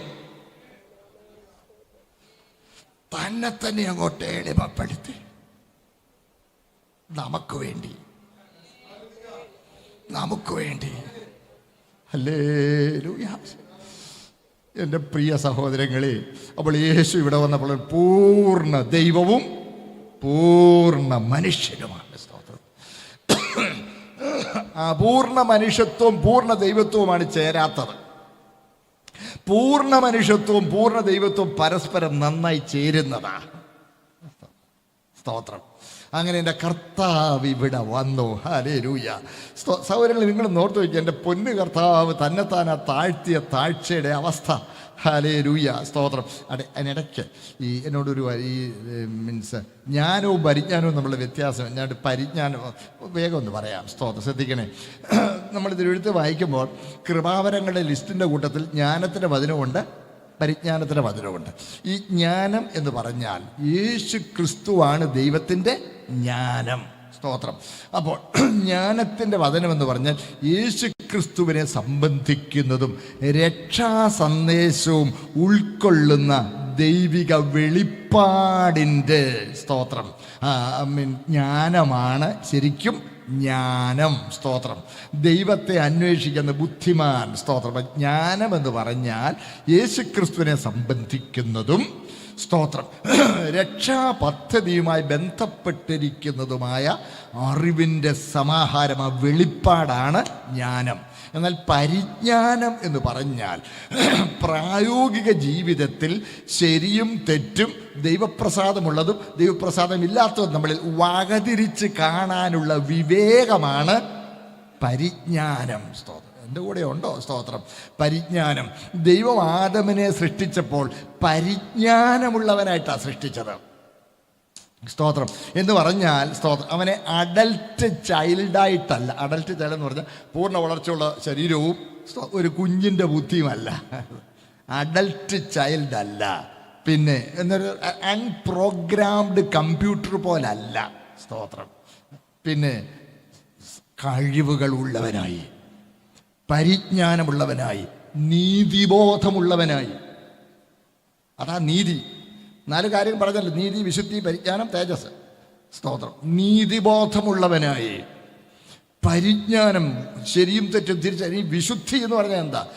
ഞാൻ രാവിലെ പറഞ്ഞല്ലോ, വിശുദ്ധി എന്ന് പറഞ്ഞാൽ ഒരു കാര്യത്തിന് വേണ്ടി മാത്രം മാറ്റിവെക്കപ്പെട്ടത്.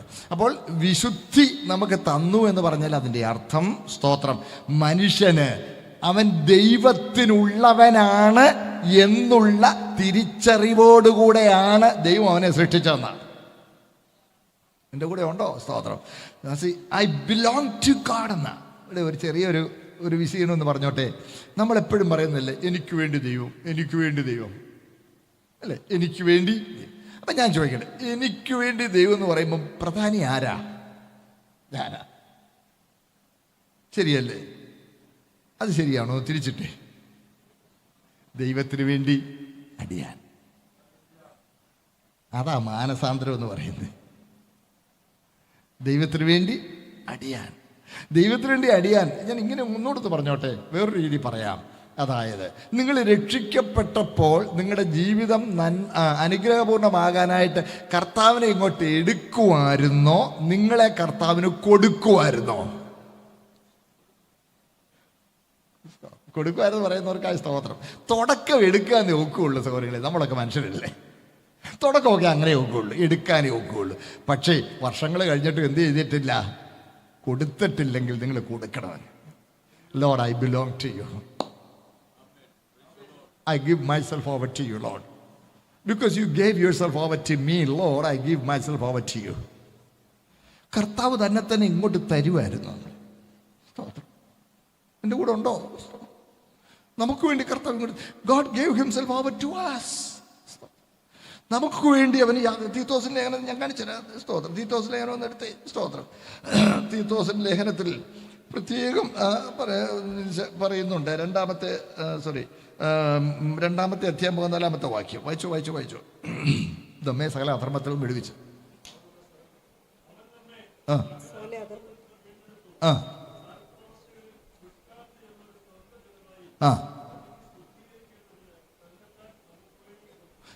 കൊടുത്തു. അങ്ങനല്ലേ?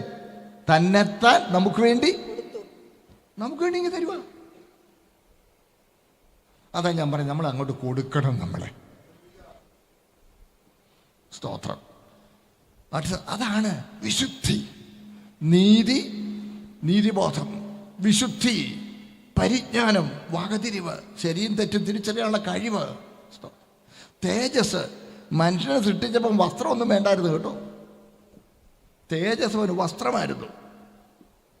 തേജസ് വസ്ത്രമായിട്ട് അവനെ ചുറ്റിയിരിക്കുകയായിരുന്നു. ഒരു ബൾബ് കത്തി നിൽക്കുമ്പോൾ അതിനകത്ത് ഫിലമെൻ്റ് കാണാൻ മേല, പ്രകാശം ഒരു ആവരണമാണ്.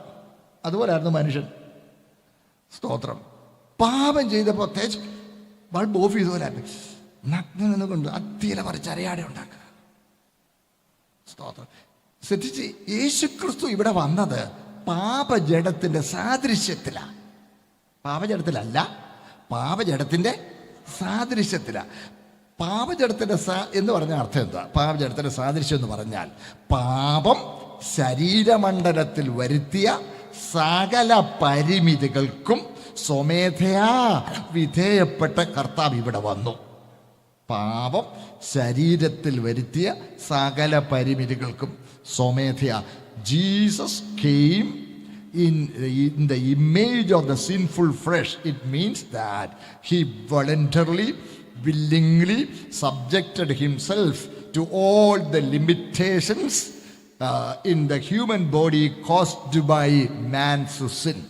മനുഷ്യൻ്റെ പാപം നിമിത്തം അവനുണ്ടാകുന്ന സകല പരിമിതികളിലും അതിലും പങ്കാളിയായാണ് കർത്താവ്. അതുകൊണ്ടാണ് വിശന്നത്, അതുകൊണ്ടാണ് ദാഹിച്ചത്, അതുകൊണ്ടാണ് കാൽ നടന്ന് ക്ഷീണിച്ചത്. അടുത്ത് പറയുമ്പോൾ ദേഷ്യം വരും. രോഗം ശീലിച്ചവനായിരുന്നെന്ന്. നമ്മുടെയൊക്കെ ചിന്തയിൽ ഏറ്റവും ഒരു ഫയൽമാൻ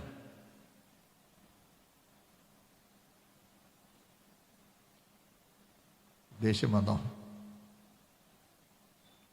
ബലഹീന ശരീരത്തിൽ. അത് പാപജഡത്തിൻ്റെ നമ്മളോട് താതാത്മ്യപ്പെടാനാ, നമ്മളോട് in order to identify himself with the human beings, with the sinful mankind. എന്നാൽ ശ്രദ്ധിച്ചേ, പാപജഡത്തിലല്ല, പാപജഡത്തിൻ്റെ സാദൃശ്യത്തിലേ ഉള്ളെന്ന് വെളിപ്പെടുത്താനാണ്. സ്തോത്രം. മറുരൂപമലയിൽ തേജസ്സിലൊന്ന് വെളിപ്പെട്ടു. അവൻ പ്രാർത്ഥിച്ചുകൊണ്ടിരുന്നപ്പോൾ അവിടുത്തെ ആളത്വത്തിൽ നിന്നങ്ങോട്ട് പ്രകാശം പ്രസരിക്കാൻ തുടങ്ങി. ആ പ്രസരിച്ച പ്രകാശം അവൻ്റെ വസ്ത്രത്തെ എല്ലാം അങ്ങ് മൂക്കിക്കളഞ്ഞു, അലിയിച്ചു. അതിനെക്കുറിച്ച് എഴുതിയിരിക്കുന്ന ഇടങ്ങളിലെല്ലാം അവൻ്റെ വസ്ത്രം ലോകത്തിലോ അലക്കാനും വെളുപ്പിക്കുന്നതിനേക്കാൾ വെണ്മയായി. ആ തേജസ് അവനെ അങ്ങ് ചുഴന്നു. അവൻ്റെ വസ്ത്രം കാണാൻ മേല, തേജസ് കാണാൻ കഴിയുന്നുള്ളൂ. ഹല്ലേലൂയ. അവൻ നോക്കണേ, അവൻ തേജസ്സിലൊന്ന് വെളിപ്പെടുകയാണ്. പണ്ട് മോശ 40 ദിവസം ദൈവസന്നിധിയിലായിരുന്നപ്പോൾ മുഖത്തിലെ തൊലിയൊന്ന് മിനുങ്ങി. താഴെ വന്നപ്പോൾ ആൾ കണ്ണൻ ചെന്നു നോക്കാൻ മേല. ഒരു മൂടുപടം എടുത്തങ്ങ് മൂടിയപ്പോൾ ആ മൂടുപടത്തെ തുളച്ചു വരാനുള്ള ശേഷി ആ പ്രകാശത്തിനില്ല. സ്തോത്രം. എന്നാൽ യേശുവിൻ്റെ കാര്യത്തിൽ അവൻ്റെ ആളത്തിൽ പ്രസരിച്ച പ്രകാശപൂരിമ അവൻ്റെ വസ്ത്രത്തെ മുഴുവൻ അങ്ങ് ചുറ്റി. ഹല്ലേലൂയ. എൻ്റെ സഹോദരങ്ങളെ, ആ തേജസ്സാണ് നമ്മൾ പ്രാപിക്കാൻ പോകുന്നത്, മറന്നു പോകരുത്. സ്തോത്രം. നിത്യ തേജസ് എന്ന് പറയുമ്പോൾ, ഹല്ലേലൂയ, നിത്യ തേജസ് എന്ന് പറയുമ്പോൾ എന്താ വിചാരിക്കുന്നത്? മോശയുടെ തേജസ് അല്ല. ഹല്ലേലൂയ. സ്തോത്രം.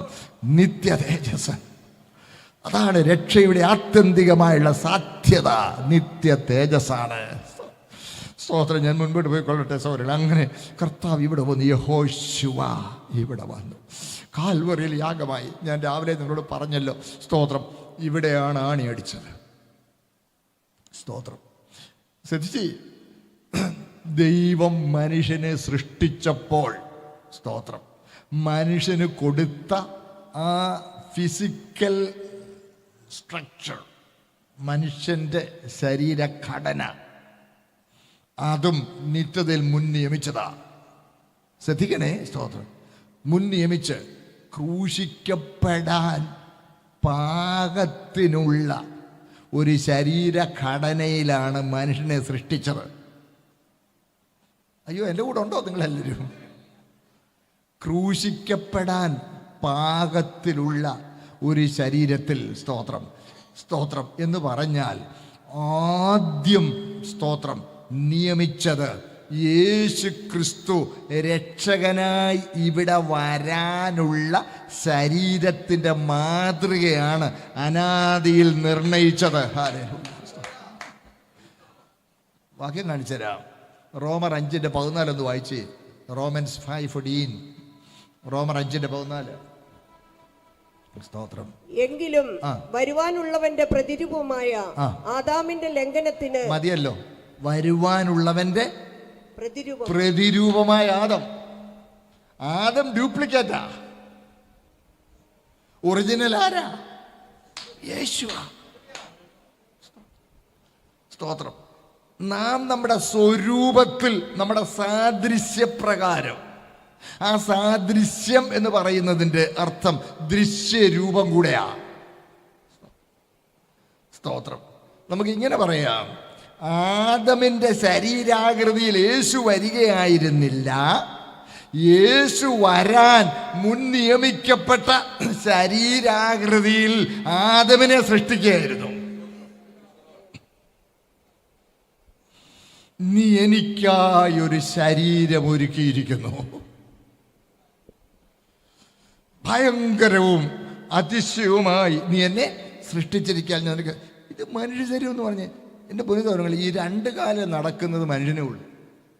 ചിമ്പാൻസിയൊക്കെ ചിലപ്പം ഇച്ചിരി ഒരു 3-4 ചോളം, പിന്നെയും 4 കാലില്ല. സ്തോത്രം. മനുഷ്യൻ എന്ന് പറഞ്ഞാൽ the erect posture of the human body, it's A wonderful thing. നിങ്ങൾ ഓർത്ത് നോക്കിയേ, ഒരു 80 കിലോ തൂക്കമുള്ള ഒരു മനുഷ്യൻ, ഒരു 50 കിലോ തൂക്കമുള്ള ഒരു സിമെന്റിയാക്കം തലയെ വെച്ചോണ്ട് ഒരു മലമ്പാതയിലൂടെ ഓടുക. ഇഞ്ചുകളെ നിലത്ത് കൊടുക്കുന്നുണ്ട്, ഇഞ്ചുകൾ മാത്രം. എന്നാ ബാലൻസ്! ചില പെമ്പിള്ളേര് കണ്ടില്ലേ, ഡാൻസ് കൊണ്ട് ഇങ്ങനെ കറങ്ങി ഉടനെ തിരിച്ചു കറങ്ങും.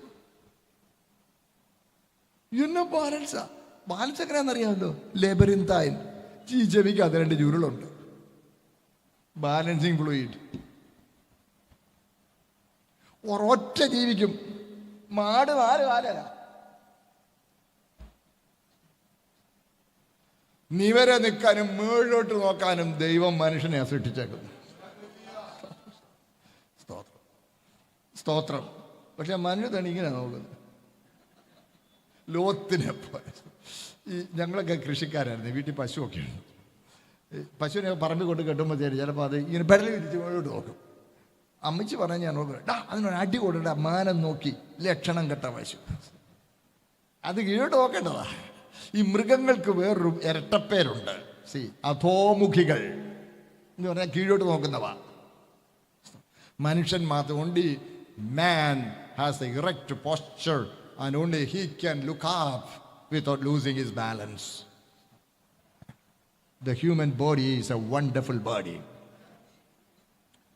ദൈവം തൻ്റെ സ്വരൂപം നമുക്ക് തന്നു സൃഷ്ടിച്ച ഈ ശരീരത്തെ വികലമാക്കരുത്. This body belongs to God. സ്തോത്രം. ഞാനിടയ്ക്കൊക്കെ മിക്കവാറും ദിവസം കർത്താവേ, പാവപ്പെട്ട എൻ്റെ ഈ ബലഹീന ശരീരം അങ്ങയുടെ മന്ദിരമായി സ്വീകരിപ്പാൻ അവിടുത്തേക്ക് പ്രസാദമായല്ലോ. നമ്മുടെ ശരീരം അവിടുത്തെ മന്ദിരമായി ദൈവം സ്വീകരിച്ചിരിക്കുന്നെങ്കിൽ അവിടുത്തെ മന്ദിരത്തിന് യോഗ്യമായ നിലയിൽ we have to conduct ourselves. സ്തോത്രം. നമ്മുടെ ശരീരം സൂക്ഷിക്കാൻ നമുക്ക് ഉത്തരവാദിത്വമുണ്ട്. സ്തോത്രം. ചെറിയൊരു വിഷയം കൂടെ പറഞ്ഞോട്ടെ. ഈ സമാഗമന കൂടാരത്തിന് പറഞ്ഞിരുന്ന വേറൊരു പേരാണ് സാക്ഷ്യകൂടാരം. വെളിപ്പാട് പുസ്തകത്തിലുണ്ട് സാക്ഷ്യകൂടാരം, സ്വർഗത്തിലെ സാക്ഷ്യകൂടാരം തുറന്നുണ്ട്. സ്തോത്രം. ഈ സാക്ഷ്യകൂടാരം എന്ന് പറഞ്ഞാൽ എന്താ അതിൻ്റെ അർത്ഥം? സ്തോത്രം. സാക്ഷ്യകൂടാരം എന്ന് പറഞ്ഞാൽ ദൈവത്തിൻ്റെ സാക്ഷ്യമായി നിൽക്കുന്നതാണ് സാക്ഷ്യകൂടാരം. ദൈവത്തിൻ്റെ സാക്ഷ്യമായി നിൽക്കുന്നത്. The tabernacle is a witness of the glory of God. The tabernacle is a witness of the glory of God. സ്തോത്രം. നമ്മുടെ ശരീരം അവൻ്റെ മന്ദിരമാണെങ്കിൽ നമ്മളും സാക്ഷ്യകൂടാരങ്ങളാണ്. സ്തോത്രം. ദൈവത്തെ സാക്ഷിക്കുന്ന, സ്തോത്രം, ഹല്ലേലൂയ, കൂടാരങ്ങളായി നമ്മൾ ജീവിക്കണം സഹോദരങ്ങളെ. എൻ്റെ കൂടെ ഉണ്ടോ എല്ലാവരും? സ്തോത്രം. ഹല്ലേലൂയ. അങ്ങനെ കർത്താവ് ക്രൂശിക്കപ്പെട്ടു. സ്തോത്രം. കാൽവരിൽ അവിടുന്ന് നമുക്ക് പകരം യാഗമായി തന്നെ അവസാനത്തുള്ള രക്തവും കർത്താവ് നമുക്ക് വേണ്ടി ഏൽപ്പിച്ചു തന്നു. ഹല്ലേലൂയ. പ്രിയ ദൈവമക്കളെ, സ്തോത്രം. കർത്താവ് കഷ്ടമനുഭവിച്ചു, യാഗമായി തീർന്നു. അല്ലേ, ഒരു 7 മൊഴികൾ ക്രൂശിൽ വെച്ച് പറഞ്ഞു. ഈ കഷ്ടാനുഭവ ആഴ്ചയിൽ 7 ദിവസം 7 മൊഴികൾ പ്രസംഗിക്കണമെന്ന് പ്രസംഗിക്കുന്ന ഈ പട്ടത്ത സഭയിലെ രീതിയുണ്ട്. സ്തോത്രം. സ്തോത്രം. 7 മൊഴികൾ എല്ലാവർക്കും അറിയാമല്ലോ. സ്തോത്രം. ഒന്ന് സാറേ, ഇരുളിന് മുമ്പ് പറഞ്ഞ 3, ഇരുളിൻ്റെ ഒടുവിൽ പറഞ്ഞത്, ഇരുളിന് ശേഷം പറഞ്ഞ 3. സ്തോത്രം. ഇരുളിന് മുമ്പ് പറഞ്ഞ 3. 1, പിതാവേ, ഇവർ ചെയ്യുന്നത് ഇന്നെന്നറിയായിക്കാൻ ഇവരോട് ക്ഷമിക്കണമേ. സ്തോത്രം. രണ്ടാമത്, സ്തോത്രം, ഇരുളിന് മുമ്പ് കർത്താവ് പറഞ്ഞത്, ഇന്ന് നീ എന്നോടുകൂടെ പരദീസയിലിരിക്കും. മൂന്നാമത് പറഞ്ഞത്, സ്തോത്രം, സ്ത്രീയെ, ഇതാ നിന്റെ മകൻ, യോഹന്നാനെ, ഇതാ നിന്റെ അമ്മ. ഇത് 3 മറ്റുള്ളവർക്ക് വേണ്ടി പറഞ്ഞതാ. സ്തോത്രം. മറ്റുള്ളവർക്ക് വേണ്ടിയാണ് ഈ 3 പറഞ്ഞത്. സ്തോത്രം. റെഫറൻസസ് നിങ്ങൾക്കെല്ലാം കണ്ടുപിടിക്കാനേ ഉള്ളല്ലോ. സ്തോത്രം. ഞാൻ അതുകൊണ്ട് അതിലേക്ക് പോകുന്നില്ല. സ്തോത്രം. പ്രിയപ്പെട്ടവരെ, ഞാൻ ആരെങ്കിലും ആവശ്യപ്പെട്ടാൽ റെഫറൻസ് എല്ലാം ഒന്നുകൂടി എഴുതിക്കൊണ്ടാണ് പോകുന്നത്. സ്തോത്രം. സ്തോത്രം. ഈ 3.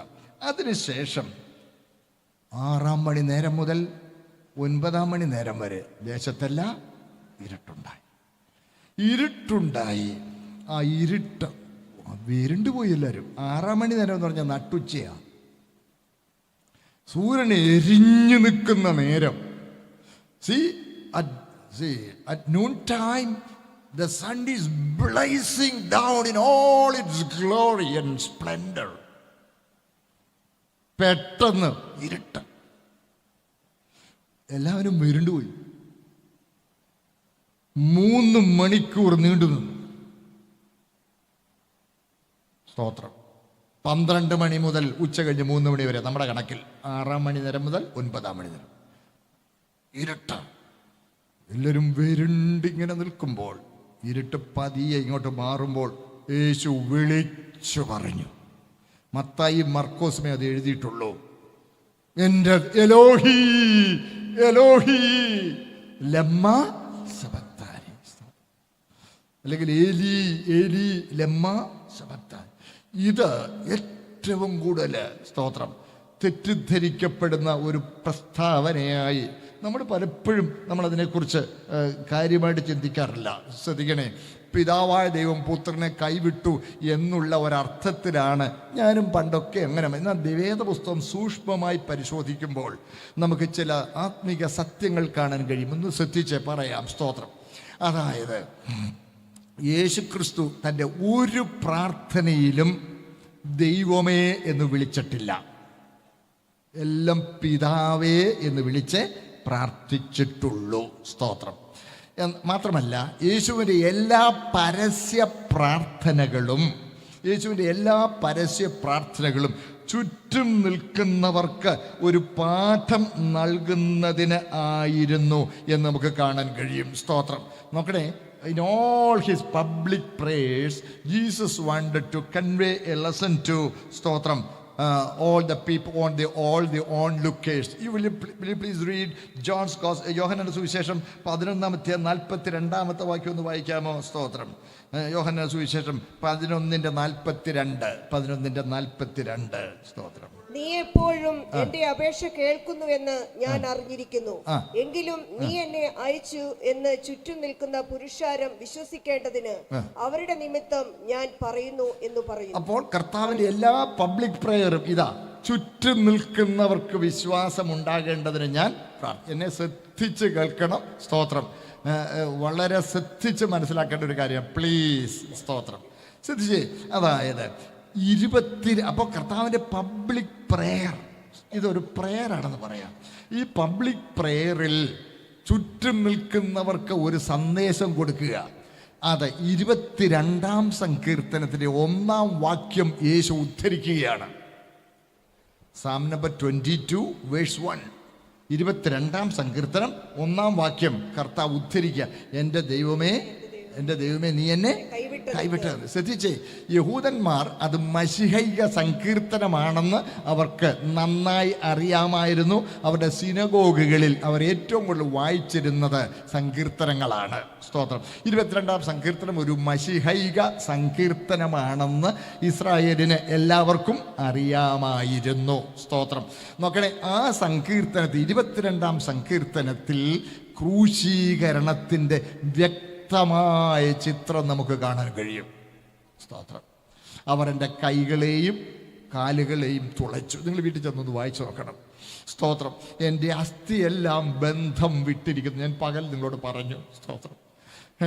ക്രൂശിൽ ആണി കൊണ്ട് തറച്ചേച്ച് ക്രൂശെടുത്ത് സ്തോത്രം പിന്നെ കുത്തി പല പ്രാവശ്യം കുത്തും സന്ധിബന്ധങ്ങൾ വിടാൻ. എന്തിനാന്ന് ചോദിച്ചാൽ വലിഞ്ഞു നിന്ന് ശ്വാസം വലിച്ച് ദീർഘനേരം ജീവിച്ചിരിക്കരുത്, അതിനു വേണ്ടിയാണ്. സ്തോത്രം. സന്ധിബന്ധങ്ങളെല്ലാം വിട്ടു, എൻ്റെ അസ്ഥിയെല്ലാം ബന്ധം വിട്ടു. അവർ എൻ്റെ വസ്ത്രം പകുത്തെടുത്തു, എൻ്റെ അങ്കിക്കായി ചീട്ടിടുന്നു. ഇതെല്ലാം കൺമുമ്പിൽ ചുറ്റും യഹൂദന്മാർ ഒന്നിപ്പുണ്ട്. ചുറ്റും നിൽക്കുന്നവർ ഇതെല്ലാം കണ്ടുകൊണ്ടിരിക്കുക. ഇതെല്ലാം കണ്ടുകൊണ്ടിരിക്കുമ്പോൾ അവരുടെ ശ്രദ്ധ 22-ാം സങ്കീർത്തനത്തിലേക്ക് കർത്താവ് ക്ഷണിക്കുകയാണ്. എൻ്റെ ദൈവമേ, എൻ്റെ ദൈവമേ നീ എന്നെ കൈവിട്ടു. സ്തോത്രം. എന്ന് പറഞ്ഞാൽ 22-ാം സങ്കീർത്തനത്തിൽ പറഞ്ഞിരിക്കുന്ന പ്രവചനങ്ങൾ ഇതാ നിങ്ങളുടെ കണ്ണിൻ്റെ മുമ്പിൽ നിവർത്തിക്കുന്നു എന്ന് സകല മനുഷ്യർക്കും വെളിപ്പെടുത്തേണ്ടതിനാണ് കർത്താവ് ആ 22-ാം സങ്കീർത്തനം 1-ാം വാക്യം ഉദ്ധരിച്ചത്. ഹല്ലേലൂയ. അതുകൊണ്ട് മത്തായിയും മർക്കോസുമേ ഇത് എഴുതിയിട്ടുള്ളൂ. ഇത് ആ ഭാഷയിൽ തന്നെ നമ്മുടെ ബൈബിളിൽ കുറിച്ച് വെച്ചിരിക്കുക. ഏലി ഏലി ലമ്മ ശബക്താനി. ചുറ്റും നിൽക്കുന്ന യഹൂദന്മാർക്ക് തിരിച്ചറിയേണ്ടതിനാണ്. സ്തോത്രം. കർത്താവ് ഇത് പറഞ്ഞു, താൻ മശിഹ ആണെന്ന് വെളിപ്പെടുത്തേണ്ടതിനാണ് കർത്താവ് അത് പറഞ്ഞത്. ഹല്ലേലൂയ. ചില വാക്യങ്ങൾ നിങ്ങൾ ശ്രദ്ധിച്ചേ. സ്തോത്രം. കർത്താവ് പറഞ്ഞ ചില വാക്യങ്ങൾ നിങ്ങളുടെ ശ്രദ്ധയിൽ കൊണ്ടുവരുവാൻ എനിക്ക് താല്പര്യമുണ്ട്. നിങ്ങളൊന്ന് എടുത്താട്ടെ. സ്തോത്രം. യോഹന്നാന്റെ സുവിശേഷം 8-ാം അധ്യായം 29-ാമത്തെ വാക്യം ഒന്ന് വായിച്ചേ. യോഹന്നാൻ 8:20 വായിക്കണം പ്ലീസ്. സ്തോത്രം.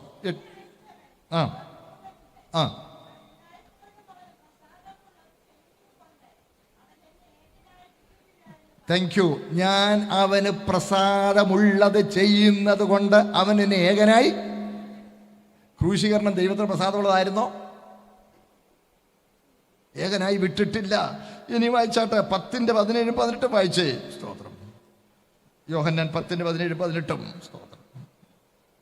വായിക്കേ. എന്റെ ജീവനെ വീണ്ടും പ്രാപിക്കേണ്ടതിന് ഞാൻ അതിനെ കൊടുക്കുന്നത് കൊണ്ട് പിതാവ് എന്നെ സ്നേഹിക്കുന്നു. ആരും അതിനെ എന്നോട് എടുത്തു കളയുന്നില്ല. ഞാൻ തന്നെ അതിനെ കൊടുക്കുന്നു. അതിനെ കൊടുപ്പാൻ എനിക്ക് അധികാരമുണ്ട്, വീണ്ടും പ്രാപിപ്പാനും അധികാരമുണ്ട്. കണ്ടോ, ഞാൻ എന്റെ ജീവനെ കൊടുക്കുന്നത് കൊണ്ട് പിതാവ് എന്നെ സ്നേഹിക്കുന്നു. കർത്താവിന് പ്രസാദമുള്ള ഒരു ശുശ്രൂഷയാണ് കർത്താവ് കാൽവരി ചെയ്യുന്നത്. പിതാവിന് പ്രസാദമുള്ളതാണ്. ചില വാക്യങ്ങളൊന്ന് വായിച്ചാട്ടെ. സ്തോത്രം. നമുക്കതെല്ലാവർക്കും അറിയാവുന്ന വാക്യങ്ങളാണ്. 10:30 ഞാനും പിതാവും ഒന്നാകുന്നു. സമയം പോകുന്നതുകൊണ്ട് ഞാനങ്ങ് പറയാം. സ്തോത്രം. 14:9 വായിക്കുമ്പോൾ എന്നെ കണ്ടവൻ പിതാവിനെ കണ്ടിരിക്കുന്നു. ക്രൂശീകരണത്തിന് തൊട്ടു മുമ്പ്, ഗെത്സമനിലേക്ക് പോകുന്നതിന് തൊട്ടു മുമ്പ് കർത്താവ് പറഞ്ഞു. യോഹന്നാൻ 16:32 ഒന്ന് വായിച്ചേര്. 16:32.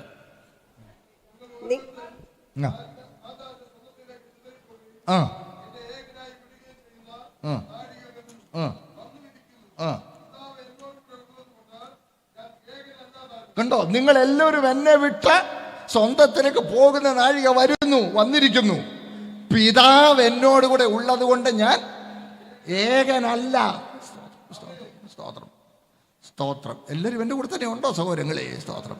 22-ാം സങ്കീർത്തനം 1-ാം വാക്യം ഉദ്ധരിച്ച് താൻ തന്നെ മശിഹ എന്നും ആ പ്രവചനങ്ങൾ മുഴുവൻ തന്നെ നിറവേർ നിങ്ങൾ കണ്ടോ എന്നവിടെ ശ്രദ്ധ ക്ഷണിക്കുന്നതിനാണ് കർത്താവ് അത് പ്രാർത്ഥിച്ചത്. ഹല്ലേലൂയ. സ്തോത്രം. ഇപ്പം ഈ അടുത്ത സമയത്ത് പെരുമ്പാവൂർ നടന്നൊരു കാര്യം പറയാം. മീൻസ് അമ്മയപ്പന്മാർ ഗൾഫിലാണ്. മോനെ എഞ്ചിനീയറിങ്ങിന് കിട്ടി. എഞ്ചിനീയറിങ്ങിന് അവിടെ ഫെഡറൽ കോളേജ് ഓഫ് എഞ്ചിനീയറിങ് അവിടെ പഠിക്കുക. സ്തോത്രം. അവൻ്റെ ക്ലാസ്സിൽ പഠിക്കുന്ന അവൻ്റെ അടുത്തൊരു സുഹൃത്ത്, ഒരു മുസ്ലിം സുഹൃത്താണ്.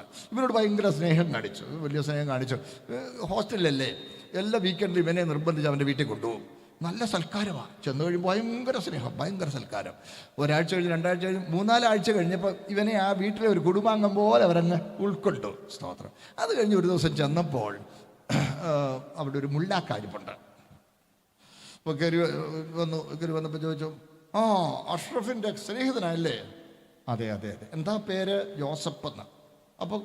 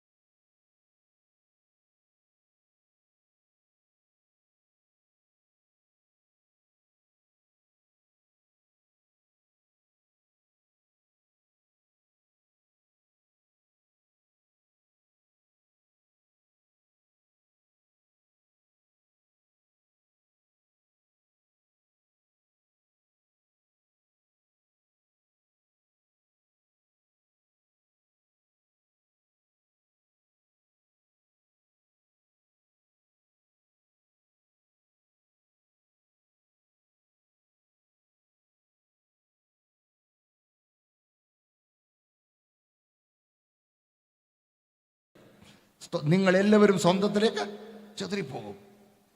പിതാവ് എന്നോടുകൂടി ഉള്ളതുകൊണ്ട് ഞാൻ ഏകനല്ലതാനും. സ്തോത്രം. കർത്താവ് തന്നെ വഴിപാടും യാഗവുമായി ദൈവത്തിന് സമർപ്പിക്കുക. സ്തോത്രം. വായിച്ചേ എബ്രായർ 9:14. എബ്രായർ വേഗം വായിക്കണേ, നേരെ പോന്നു. സ്തോത്രം. നിത്യാത്മാവിനാൽ ജഡിക ശുദ്ധി വരുത്തുന്നുവെങ്കിൽ നിത്യാത്മാവിനാൽ ദൈവത്തിന് തന്നെത്താൻ നിഷ്കളങ്കനായി അർപ്പിച്ച ക്രിസ്തുവിന്റെ രക്തം ജീവനുള്ള ദൈവത്തെ മതി. നോക്കണേ. സ്തോത്രം. നോക്കണേ, സൗരഭ്യവാസനയായ വഴിപാടും യാഗവും. സ്തോത്രം. കർത്താവ് അങ്ങോട്ട് സ്വീകരിക്കുക, പിതാവ് സ്വീകരിക്കുക. എഫേസ്യർ 5:2. സ്തോത്രം. ക്രിസ്തുവും നമ്മെ സ്നേഹിച്ച്, സ്തോത്രം, ദൈവത്തിന് സൗരഭ്യവാസനയായ വഴിപാട് യാഗവുമായി അർപ്പിച്ചു. സ്തോത്രം. ക്രൂശീകരണം പിതാവിന് പ്രസാദമുള്ള വഴിപാടാ. ക്രൂശീകരണം ദൈവം നിയമിച്ചത്, പിതാവ്, സ്തോത്രം, പ്രസാദിക്കുന്നത്, ദൈവനീതി നിവർത്തിക്കുന്നത്, മനുഷ്യവർഗത്തിന്റെ വീണ്ടെടുപ്പിന് മതിയായത്. എല്ലാവരും എൻ്റെ കൂടെ ഉണ്ടോ? 22-ാം സങ്കീർത്തനം 1-ാം വാക്യം ഉദ്ധരിച്ച്, സ്തോത്രം, താൻ മശിഹാണെന്നും ആ പ്രവചനങ്ങൾ തന്നെ നിവർത്തിക്കുന്നത് നിങ്ങൾ കാണുക എന്നും ചുറ്റും നിൽക്കുന്ന ജനത്തെ പ്രബോധിപ്പിക്കുവാനാണ് കർത്താവ് ആ പ്രാർത്ഥന പ്രാർത്ഥിച്ചത്. സ്തോത്രം. ഹല്ലേലൂയ. 5-ാമത്തെ നമുക്കറിയാമല്ലോ. സ്തോത്രം. 5-ാമത്തത് എനിക്ക് ദാഹിക്കുന്നു. 6-ാമത്തത് നിവൃത്തിയായി, ടെറ്റലസ്റ്റായി. ന്യായപ്രമാണം നിവർത്തിക്കാൻ വന്നവൻ ന്യായപ്രമാണം നിവർത്തിച്ചു. വിശദീകരിക്കാൻ നേരെയില്ല.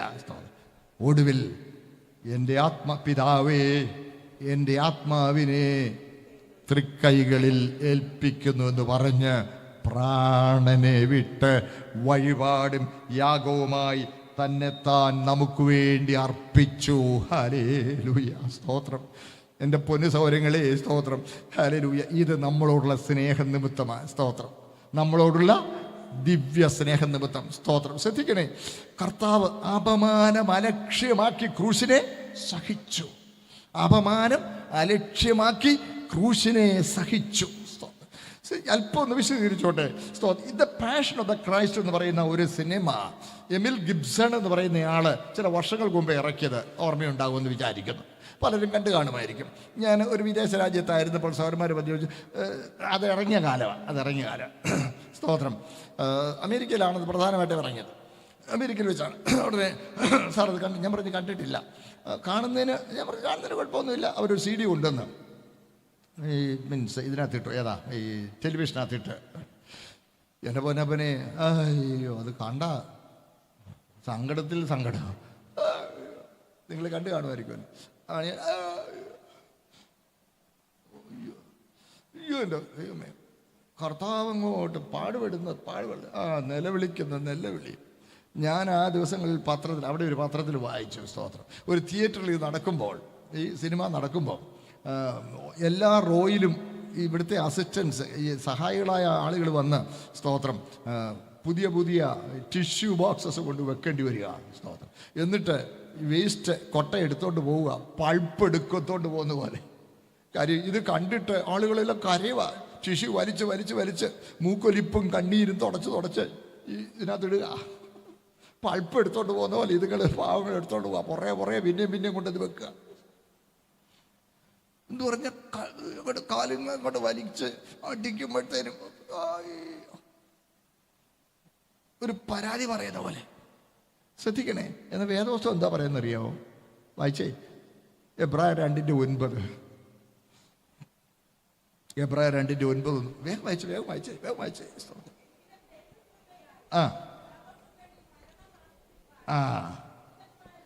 എല്ലാവർക്കും വേണ്ടി മരണം ആസ്വദിപ്പാൻ.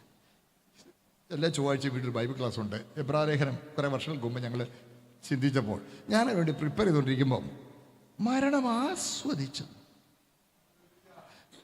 തർജ്ജമ വല്ല അബദ്ധം വന്നാണോ എന്ന് നോക്കാനായി ഞാൻ കുറേ ഇംഗ്ലീഷ് തർജ്ജമകളെല്ലാം നോക്കി. ഇംഗ്ലീഷ് തർജ്ജമകൾ നോക്കിയപ്പോൾ അതിലെല്ലാം റെലിഷ്ഡ്, ചെറിഷ്ഡ്, ടേസ്റ്റഡ് എന്നൊക്കെയാണ്.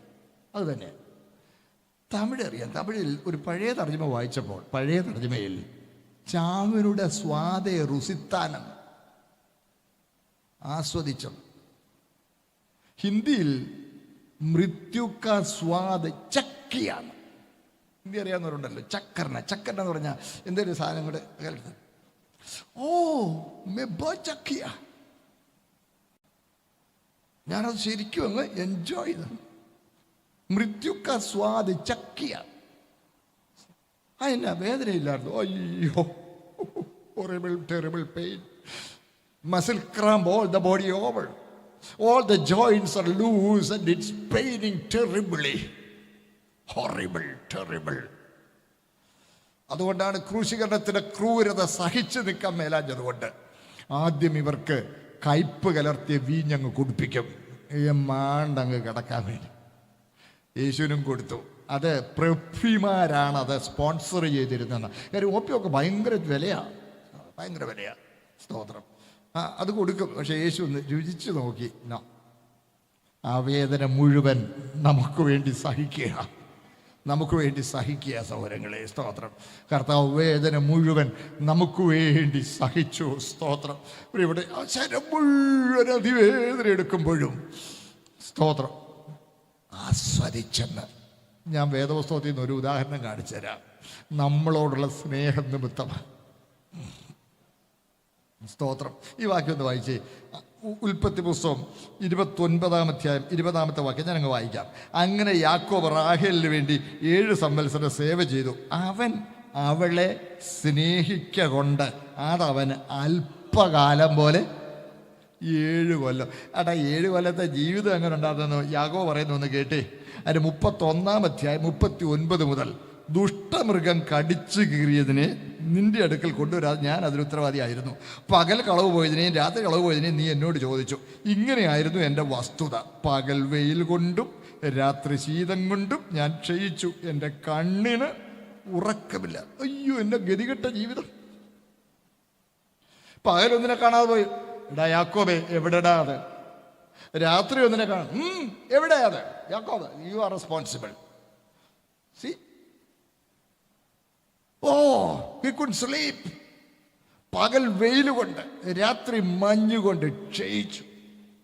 കണ്ണിന് ഉറക്കമില്ലാതെ ഗതികെട്ട ജീവിതം 7 കൊല്ലം. കണ്ണടച്ച് തുറക്കുന്ന പോലെ അങ്ങ് പോയി. എന്താ കാര്യം?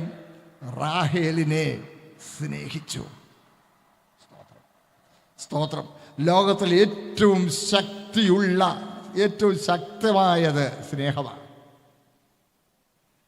സ്തോത്രം. ഏറ്റവും ശക്തമായ വികാരം കോപമല്ല, സ്നേഹമാണ്. എൻ്റെ കൂടെ ഉണ്ടോ നിങ്ങൾ? സ്തോത്രം. സ്നേഹം ദീർഘമായി ക്ഷമിക്കും, എല്ലാം സഹിക്കുന്നു. എന്നോടും നിങ്ങളോടുമുള്ള സ്നേഹനിമിത്തം അപമാനം അലക്ഷ്യമാക്കി മരണം ആസ്വദിച്ചെങ്കിൽ ഈ സ്നേഹത്തിന് മുമ്പിൽ നമുക്ക് എന്ത് പറയാനുണ്ട്? എൻ്റെ കൂടെ ഉണ്ടോ നിങ്ങൾ? സ്തോത്രം, സ്തോത്രം. അവസാനത്തുള്ള രക്തവും നമുക്ക് വേണ്ടി കാൽവരിൽ ഊറ്റിക്കൊടുത്തു. മരിച്ചു കഴിഞ്ഞ ഉടനെ ഒരു പടയാളി വന്ന് അവൻ്റെ വിലാപ്പുറത്ത് കുത്തി. രക്തവും വെള്ളവും പുറപ്പെട്ട് സീറമൊഴുകി എന്ന് പറഞ്ഞാൽ ഒരു തുള്ളി രക്തം പോലും ശരീരത്തിൽ ശേഷിച്ചിട്ടില്ലെന്ന്. സ്തോത്രം. അതെങ്ങനെ? അപ്പൊ പിന്നെ എങ്ങനെ അവസാനം വരെ പൂർണ്ണ സുബോധത്തോടെയാണ് സ്തോത്രം സകലവും നിവൃത്തിയായി എന്ന് ജയഭേരി മുഴക്കിക്കൊണ്ട് പൂർണ്ണ സംതൃപ്തിയോടെ തന്റെ പ്രാണനെ, ആത്മാവിനെ പിതൃകരങ്ങളിൽ സമർപ്പിക്കുകയാണ്. സ്തോത്രം. ഇവിടെ ഒരാളൊരു അപകടത്തിൽപ്പെട്ട് ഒരു മാരകമായി മുറിവേറ്റ് രക്തം വാർന്നൊഴുകി മരിക്കുന്ന നിങ്ങളൊന്ന് ചിന്തിച്ചേ. രക്തം വാർന്നൊഴുകിയവൻ മരിക്കുമ്പോൾ അബോധാവസ്ഥയിലേക്ക് വഴുതി വീണ് ഇങ്ങനെ അങ്ങ് മരിക്കുക. യേശുവിൻ്റെ ശരീരത്തിൽ നിന്നും അവസാനത്തോടെ രക്തം ഒഴുകിപ്പോയെങ്കിലും പൂർണ്ണ സുബോധമുള്ളവനായി നിലനിന്നു. അത് സാധിച്ചത് നിത്യാത്മാവിനാൽ, പരിശുദ്ധാത്മാവിനാലാണ്. നമ്മളിവിടെ വായിച്ചല്ലോ എബ്രായർ 9:14. സ്തോത്രം. നമ്മുടെ ബലഹീനതയിൽ തികഞ്ഞു വരുന്ന ദൈവകൃപയുടെ ആത്മാവ്. സ്തോത്രം. സഹോദരങ്ങളെ, എൻ്റെ വ്യക്തിപരമായ ജീവിതത്തിൽ സ്തോത്രം, കർത്താവെ ഇന്ന് പ്രസംഗിക്കാൻ ഒക്കുകയില്ല, കർത്താവെ എന്നോട് കരുണ ചെയ്യണമേ എന്ന് ഞാൻ ഞരങ്ങിയ സന്ദർഭങ്ങളുണ്ട്. എന്നാൽ സ്തോത്രം, പരിശുദ്ധാത്മാവ് എന്നെ ബലപ്പെടുത്തി. സ്തോത്രം. ഇപ്പം തിരിഞ്ഞു നോക്കുമ്പോൾ അതെങ്ങനെ സാധിച്ചു എന്ന് എനിക്ക് അറിഞ്ഞുകൂടാത്തതുപോലെ ദൈവത്തിൻ്റെ പരിശുദ്ധാത്മാവിന് അതിന് കഴിയും. എല്ലാവരും എൻ്റെ കൂടെ ഉണ്ടോ? സ്തോത്രം. അതെ, കർത്താവ് തന്നെ നമുക്ക് വേണ്ടി യാഗമായി കാൽവറിയിൽ സമർപ്പിച്ചു കൊടുത്തു. ഹല്ലേലൂയ. നമ്മളെ സ്നേഹിച്ച് സ്തോത്രം. ഞാൻ കേട്ടിട്ടുണ്ട്, പ്രസവവേദന എന്ന് പറഞ്ഞാൽ അതികഠിനമാണ്. പക്ഷേ കർത്താവ് തന്നെ പറഞ്ഞല്ലോ, അവളുടെ നാഴിക വന്നുകൊണ്ട് അവൾക്ക് വിഷമമുണ്ട്. പക്ഷേ ഒരു കുഞ്ഞിനെ കാണുമെന്നുള്ള പ്രതീക്ഷ കൊണ്ട് അവൾ വേദന ആസ്വദിക്കുന്നെന്ന. സ്തോത്രം. അതുകൊണ്ടാണ് കുഞ്ഞ് പിറന്നു കഴിഞ്ഞ് നേഴ്സുമാർ ആ കുഞ്ഞിനെ സ്തോത്രം എടുത്തുകൊണ്ട് വന്ന് അമ്മയുടെ അടുത്ത് കൊണ്ടുവരും.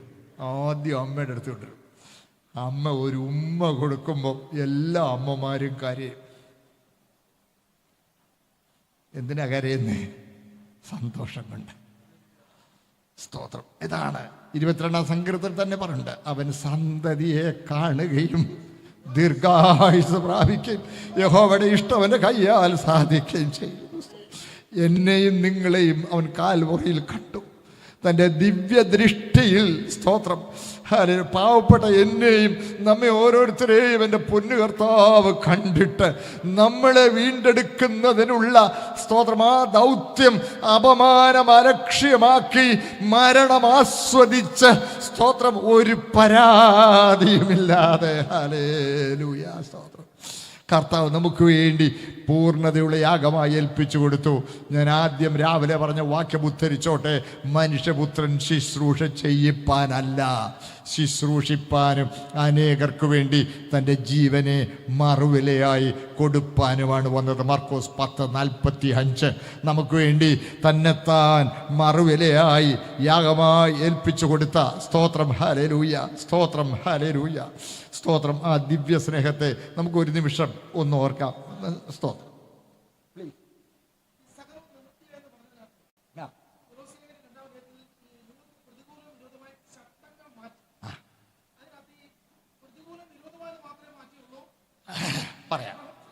പറയാം. അതിൻ്റെ സാറേ ഒത്തിരി പേര് പറയണ്ടേ, എന്താണ് ചുരുക്കി വേഗം പറയാം. ശ്രദ്ധിച്ചേ. ന്യായപ്രമാണം പൂർണ്ണമായി നിവർത്തിച്ചു. ടെറ്റലസ്റ്റൈ എന്ന വാക്കുണ്ടല്ലോ, ഉഗ്രം വാക്കാം. എന്ന് പറഞ്ഞാൽ ഒരിക്കലായി കഴിച്ച ശരീരയാഗത്താൽ എന്നേക്കുമുള്ള സൽഗുണ സമ്പൂർത്തി വരുത്തി. മകൻ സ്നേഹം എന്നുള്ള പാട്ട് പാടാമോ? ഒന്ന് പറഞ്ഞോട്ടെ പ്ലീസ്. സ്തോത്രം. പ്രിയപ്പെട്ടവരെ ശ്രദ്ധിക്കണേ. പ്രിയപ്പെട്ടവരെ സ്തോത്രം. ഒരിക്കലായി കഴിച്ച ശരീരയാഗത്താൽ എന്നേക്കുമുള്ള സൽഗുണ സമ്പൂർത്തി വരുത്തിയിരിക്കുന്നു.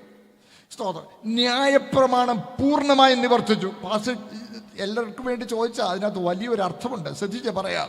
അതായത് സ്തോത്രം, ന്യായപ്രമാണം പൂർണ്ണമായി നിവർത്തിച്ചെന്ന് പറഞ്ഞാൽ 10 കൽപ്പനയും നിവർത്തിച്ചു. അപ്പൊ ഇനി നമ്മൾ ന്യായപ്രമാണത്തിന് കീഴ്പ്പെടുന്നില്ല എന്ന് പറഞ്ഞാൽ 10 കൽപ്പനയും വേണ്ടേ എന്ന് ചോദിക്കും. എൻ്റെ കൂടെ ഉണ്ടേ? എല്ലാവരും എൻ്റെ കൂടെ ഉണ്ടോ? സഹോദരങ്ങളെ, ഈ 10 കൽപ്പനയിൽ ഉൾപ്പെട്ടതാണ് ശബത്ത്. ഈ ശബത്തിൻ്റെ അഡ്വന്റിസ്റ്റ് ഇപ്പൊ ഇച്ചിരി ശക്തിപ്പെട്ടേക്കുക. ശബത്ത് ഈ 10 കൽപ്പന സ്തോത്രം ഒന്നിച്ച യാക്കോബ് നേരത്തെ പറയുന്നു, ഒന്നിൽ തെറ്റിയാൽ എല്ലാത്തിലും തെറ്റി. സ്തോത്രം. അപ്പോൾ ഒന്നായിട്ട് നീങ്ങുകയില്ല, പിന്നെ ഒന്നിച്ച് നിവർത്തിക്കുകയുള്ളൂ. ഒന്നിച്ച് നിവർത്തിച്ച് നീങ്ങി. അപ്പോൾ ഉടനെ അവർ ചോദിക്കും, എന്നാ കൊള്ളാലോ എന്നാ ഇനിയിപ്പോൾ മോട്ടിക്കാമല്ലോ, മോട്ടിക്കരുതെന്നുള്ളത് നീങ്ങിപ്പോയല്ലോ. അയ്യോ, ഞാൻ മോട്ടിക്കാത്തതേ കൽപ്പന ഉള്ളത് കൊണ്ടല്ല മോട്ടിക്കാത്തത്. ഞാനൊരു പുതിയ സൃഷ്ടിയായി. പഴയത് കഴിഞ്ഞുപോയി, ഞാൻ പുതിയ സൃഷ്ടിയായതിനാൽ മോഷ്ടിക്കാൻ കഴിയാത്ത ഒരു സാഹചര്യത്തിലേക്ക്, ഒരു നിലവാരത്തിലേക്ക് ഞാൻ ഉയർന്നു കഴിഞ്ഞു. ശ്രദ്ധിക്കുന്നുണ്ട്? സ്തോത്രം. കൊലപാതകം പഴയ നിയമത്തിൽ 10 കൽപ്പന കൊലപാതകം കത്തിയെടുത്ത് കുത്താതിരുന്നാൽ മതിയായിരുന്നു. പുതിയ നിയമത്തിൽ വന്നപ്പോൾ സഹോദരനെ നിസാര എന്ന് വിളിച്ചാൽ കോപിക്കുന്നവൻ കൊലപാതകയാ. നമ്മളൊരു ഉന്നതമായ തലത്തിലേക്ക് ഉയർത്തപ്പെട്ടു. സ്തോത്രം. നമ്മൾ ഇനി ന്യായപ്രമാണത്തിലെ ഒരു വ്യവസ്ഥയ്ക്കും വിധേയരല്ല. സ്തോത്രം. ഉന്നതമായ ഒരു നിലവാരത്തിലേക്ക് നമ്മൾ ഉയർത്തപ്പെട്ടു. സ്തോത്രം. മോഷ്ടിക്കുന്നത് ചിന്തിക്കാൻ കഴിയില്ല, വ്യഭിചാരം ചിന്തിക്കാൻ കഴിയുന്നില്ല. സ്തോത്രം. കൊല ചെയ്യുന്നത് ചിന്തിക്കാൻ കഴിയുന്നില്ല. കോപിച്ചാൽ ഏറ്റുപറഞ്ഞേക്കണം. എല്ലാവരും എൻ്റെ കൂടെ ഉണ്ടോ?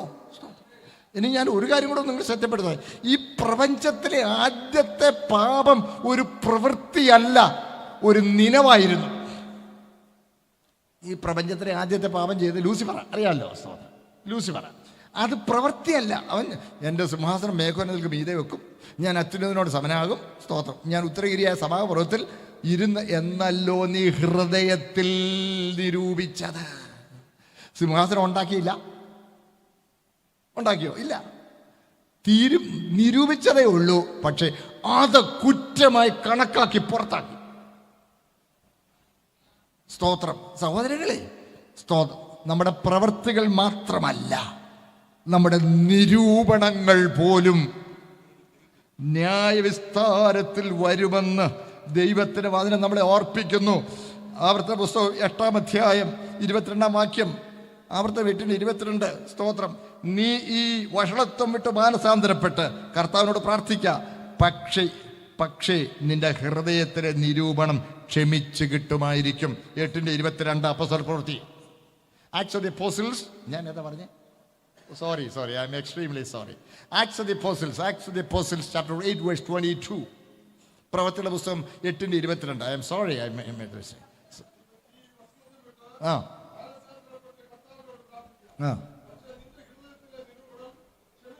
ഉണ്ടോ നിരൂപണവും? സ്തോത്രം. സഭാപ്രസംഗിൽ പറയുന്നു, സകല രഹസ്യങ്ങളും. സഹോദരനെ അവനിട്ട് ആരിശപ്പെട്ട്, മനസ്സിലാവുന്നുണ്ട്, ഒരു ദോഷം ചിന്തിച്ച്, അല്ലെ അവനെ ഒരു ദോഷം വന്ന വാരണവിടെ അത് ഏറ്റുപറയണം. നമ്മൾ ആ നിലവാരത്തേക്ക് ഉയർന്നു. നമ്മൾ 10 കൽപ്പനയുടെ ചട്ടക്കൂട്ടിലല്ല, സകലവും നിവൃത്തിയായി. വിരോധമായിരുന്ന സകല കൈയെഴുത്തും മായിച്ചു. സ്തോത്രം. ഒരു പുതിയ പ്രമാണം ഹൃദയത്തിൽ എഴുതി കിട്ടി. അതിനനുസരിച്ച് ജീവിക്കണം. സ്തോത്രം. എല്ലാവരും എൻ്റെ കൂടെ ഉണ്ടേ? സ്തോത്രം. സ്തോത്രം. ശിക്ഷ പേടിച്ചിട്ടല്ല, കർത്താവിനുള്ള സ്നേഹം നിമിത്തം. എൻ്റെ കർത്താവിനത് പ്രസാദകരമല്ല. എൻ്റെ കർത്താവിന് ഹൃദയത്തെ വേദനിപ്പിക്കുന്നതൊന്നും ഞാൻ എൻ്റെ ജീവിതത്തിൽ ചെയ്യുകയില്ല. എൻ്റെ കർത്താവിന് യോഗ്യമായ നിലയിലായിരിക്കും ഞാൻ എൻ്റെ ശരീരത്തെ സൂക്ഷിക്കുന്നത്. എൻ്റെ കർത്താവിന് പ്രസാദകരമായ നിലയിലായിരിക്കും ഞാൻ ജീവിക്കുന്നത്. എൻ്റെ ജീവിതത്തിലെ സകല ചുവടുകളും എൻ്റെ കർത്താവിൻ്റെ ചുവടുകളിൽ തന്നെ ആയിരിക്കും. ആ ദിവ്യ സ്നേഹം നമ്മളെ അതിന് പ്രേരിപ്പിക്കട്ടെ. ദൈവത്തിൻ്റെ പരിശുദ്ധാത്മാവാണ് ആ സ്നേഹം നമുക്ക് പകർന്നു തരുന്നത്. റോമർ 5:5 ദൈവത്തിൻ്റെ സ്നേഹം നമുക്ക് നൽകപ്പെട്ട പരിശുദ്ധാത്മാവിനാൽ നമ്മുടെ ഹൃദയങ്ങളിൽ പകർന്നിരിക്കുന്നു. ആ ദിവ്യ സ്നേഹത്താൽ പ്രേരിപ്പിക്കപ്പെട്ട് കർത്താവിനെ പ്രസാദിപ്പിച്ച് ആ സ്നേഹനിധിയായ മണവാളിനോടുകൂടി അവൻ്റെ ശരീരം ചേർക്കപ്പെടുവാൻ കർത്താവ് നമുക്ക് എല്ലാവർക്കും നൽകട്ടെ.